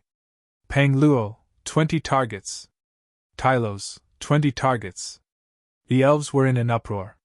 The half-elf's results were actually on par with the #1 archer, Pang Luo. What did 20 targets mean? Within 3 seconds, the two of them had shot down 2 targets with each arrow. Some might be penetrative, killing 2 birds with 1 stone. Some might be caused by impact, but no matter what it was, it required keen observation, accurate calculation, and extraordinary archery. In the first 2 seconds, both of them were preparing. Not only were they adjusting their state, but they were also sensing the targets. Although the trajectories of the targets were changing, in general, there was a special frequency or rhythm. It was precisely because they grasped this rhythm that they could achieve such incredible results. The elves were not particularly surprised that Pang Luo had such archery skills, but the half-elf with only half or less elven blood could also do this. It was really beyond the expectations of many elves. Pang Luo's face darkened, and he snorted coldly. "Don't be too happy too early. Even if there's no winner in this round, you won't get lucky in the next intermediate round." Tylos ignored Pang Luo and just looked at Altani, who was outside the arena with a face full of concern. The two of them looked at each other, and the words they exchanged spoke louder than 1,000 words. Seeing this, Pang Luo's face turned even uglier. According to the rules, if there was no winner in the first round, there would be a second intermediate round. The rules of the intermediate round were to fight against magical beasts of the same strength as themselves. This kind of magical beast had almost completely realistic combat awareness. It was definitely not a standing target, and it would launch fierce attacks. This meant that when shooting an arrow, one would have to dodge an attack of similar strength, which was several times more difficult than shooting while standing. The time limit for this round was 5 minutes, and the same 10 arrows were used. Whoever used the least arrows to kill a magical beast in 5 minutes would be the winner. In other words, the result of killing a magical beast in 4 minutes or 3 minutes would be the same. If the former used 3 arrows, and the latter used 4, the former would win. Of course, if the magical beast could not be killed or defeated within 5 minutes, it would be directly disqualified. The opponent's magical beast was randomly chosen by drawing lots. Pang Luo drew a large but relatively slow fire snake, while Tylo's luck was a little worse, and he drew a wind leopard, which had a talent for speed. After drawing lots, both sides entered the arena. The barrier began to automatically generate enemies, and the time to finish generating began. Just like in the preliminary round, facing fierce magical beasts of the same strength, Pang Luo and Tylos did not rush to shoot. Instead, they dodged the attacks while observing the enemy. Shenrui, who was watching the battle, nodded secretly. If the previous round was a competition of hand speed and accuracy, then this round was a competition of patience and the ability to seize opportunities. It was obviously not the first time Pang Luo had faced a fire snake, and he was very familiar with the attack habits of this magical beast. After figuring out some of the fire snake's patterns, he nimbly dodged the flames that the fire snake spat out, and then shot an arrow the moment the fire snake's flame power stagnated. This arrow, with a whistling electric light, penetrated the fire snake's pupil horizontally, and actually rushed out of the other pupil. The fire snake howled in pain and rolled around, and finally, it gradually lost its strength and disappeared from the arena. The whole process took 3 minutes, and the surrounding elves were amazed by the success of one arrow. In contrast, Tylos, who was on the other side, was in a difficult situation. For combat types like elves, the extremely agile wind leopard was their nemesis, and the difficulty of fighting it head-on was much higher than the fire snake. Pang Luo killing the fire snake with one arrow was already the best result. Unless Tylos also killed the wind leopard with one arrow, there would be no suspense until the next round. Otherwise, he would definitely lose. Under the crazy and high-speed close-range attacks of the wind leopard, Tylos already had many wounds on his body, and could not launch a counterattack at all. The contestants within the barrier were protected, and they would not really die. However, after leaving the battlefield, the damage would be reflected to the body and spirit in a certain proportion. Time passed, and soon 5 minutes were almost up. After missing its attack, the wind leopard's body glowed with a faint green light. With the blessing of its talent, its speed soared again, and it made an incredible turn in the air, biting towards Tylos. Although she knew that it would not really die, this scene still made Altani cover her mouth in fear. The wind leopard's confident attack actually missed. It turned out that Tylos was actually an illusion. At the same time, a red light flashed into the wind leopard's open mouth. As if it was struck by lightning, the wind leopard fell straight from the sky and disappeared. Tylos panted slightly, and the light from the blood-red mageweth on his face gradually disappeared. Shinrui could see that the half-elf must have used the power of the mageweth to create an illusion, and finally killed the troublesome enemy with one arrow at the critical moment. At this time, The 5 minutes had just ended. Although Tylos had finished his battle early, according to the rules, this battle was still a tie. 2 battles, 2 draws. The elves were all knowledgeable people, and they already knew that this half-elf's archery was not inferior to Pang Luo's. Many elves revealed looks of jealousy. Although the first 2 battles were a tie, Tylos's energy consumption was obviously higher than Pang Luo's, and he had also received a certain amount of damage due to the feedback of the barrier. This way, the following battles would inevitably be affected. Shinrei held Rala's hand and watched the battle between Tylos and Pang Luo from afar. He did not help. Just as he said, he wanted to personally see the result of the half-elf's confidence and courage. Although the atmosphere was not good for the half-elves, this duel was still considered fair, and it was Tylos's own battle. The third round was a high-level competition. Unlike the first 2, there would definitely not be a tie, because the rules this time were archery.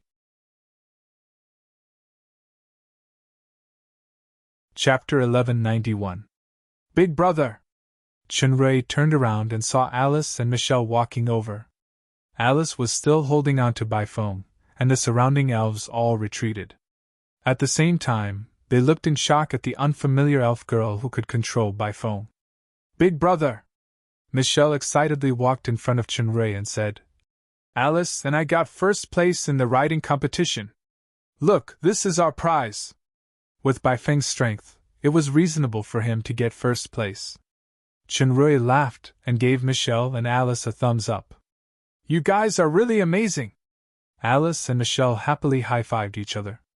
Shinrei looked at the unicorn, who was trying to please him, and threw out a spirit fruit. Bifome made a difficult jump on the stairs and happily chewed on the spirit fruit. Afterwards, Shinrei introduced Michelle to Rala. Rala could clearly feel that the elf girl treated Shinrei like a sister. Since she was his sister-in-law and not his sister, her attitude towards him as sister-in-law was naturally much more intimate.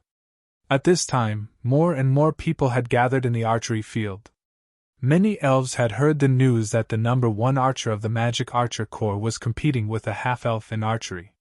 What shocked everyone was that there was no winner in either match. At the same time, the triangle relationship between the half-elves, Altani, and Pang Luo was also dug up and quickly spread. Almost everyone present knew about Altani's vow to the Moonlight Goddess. Shinrei saw that the elf Queen Liv had actually appeared in the VIP seats. Beside Queen Liv, he was surprised to see a familiar woman who was not an elf, the current queen of the Ryo Empire, Rambus. The Ryo Empire and the Silver Moon Fairy were allies. Rambus must have been invited to the New Moon Festival as a special guest. Queen Liv's eyes were quite sharp. She had already discovered the presence of Shinrei, as well as her younger daughter who was excitedly talking to Shinrei. Her eyes flickered slightly. As the spectators were all elves, Rambus didn't notice anything out of the ordinary. She just whispered to Princess Phyllis, who was also an alumnus of Starlight Academy.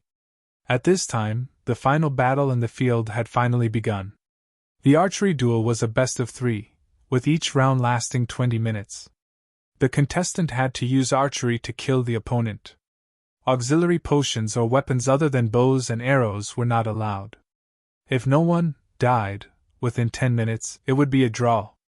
If all 3 matches were a draw, then another match would be added to determine the winner. If it was another draw, then another match would be added, and so on.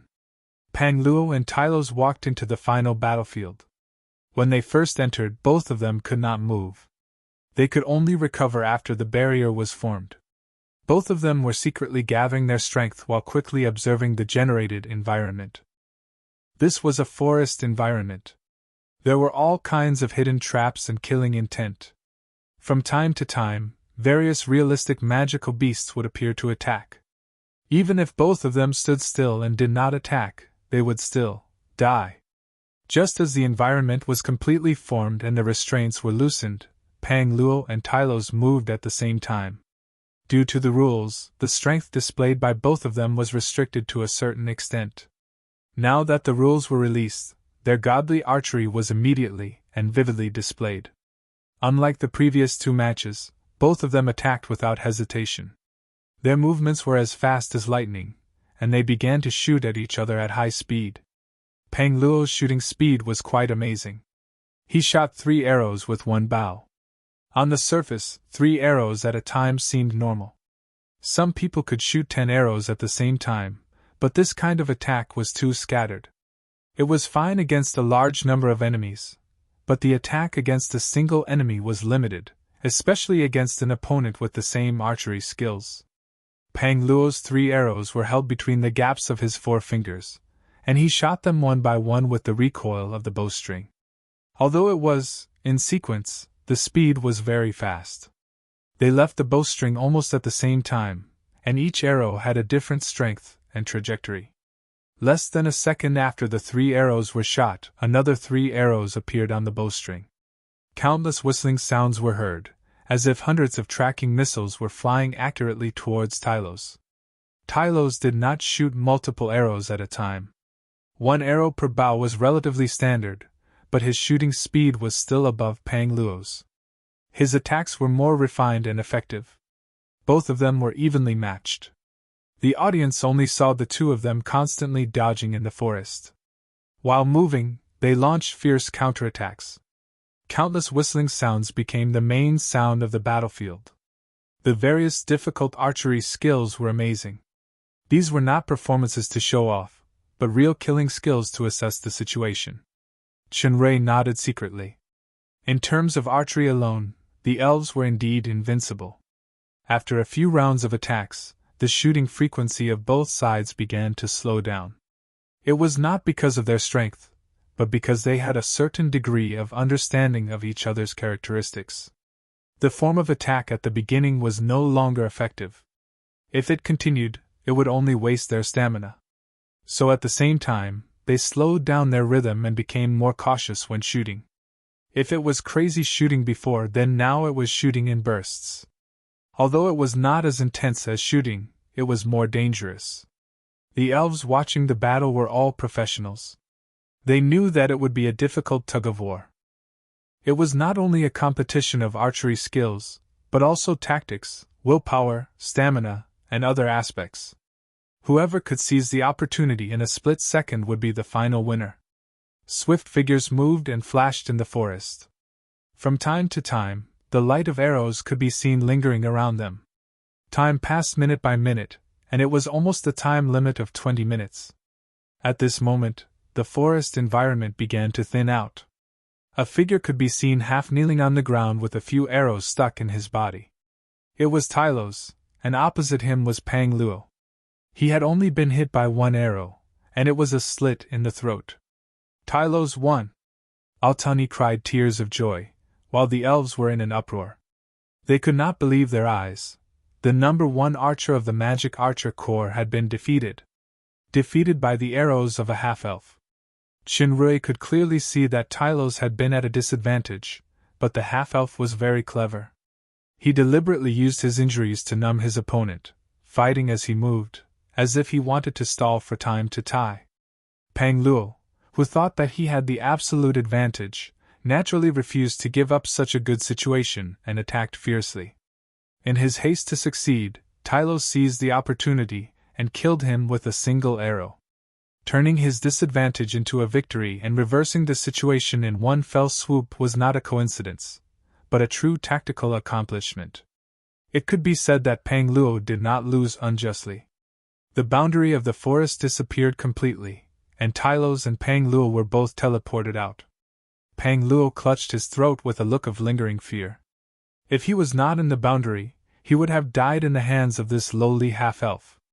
Peng Luo's father, the elf elder Farl, looked at his son who was walking back in a daze. His face was ashen. A pure elf had lost to a half-elf in archery, and on such an important occasion at that. It was simply an intolerable shame. This was no longer an ordinary archery competition, nor was it a bet for a woman. It was a battle that concerned the reputation of the entire Magic Archer Corps, the entire Hay Sealy family, and even the entire elven race. Even Queen Liv and Emperor Lan Ya were paying attention to this duel. No matter what, Peng Luo could not lose again. Farl walked in front of Peng Luo, who was still in disbelief, and slapped his son in the face. Pang Luo trembled, and 5 red marks appeared on his handsome face. Even his bow fell to the ground.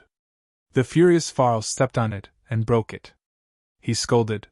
"It's only the first round. Keep your spirits up. The He Seely family is about to be disgraced by you." Pang Luo was almost stunned by the slap. When he saw his father's eyes that were about to spit fire, he immediately quivered and sobered up. Farl looked at the broken bow on the ground. He casually took out a bow and stuffed it into Pang Luo's hands. "If you lose again, don't come back to see me." Pang Luo looked at the bow in his hand, and a look of pleasant surprise flashed across his face. He nodded his head vigorously. In the stands, Chenrei's eyes narrowed. Rala said softly, "That bow." Chenrei nodded and shook her hand, indicating that Rala should continue watching.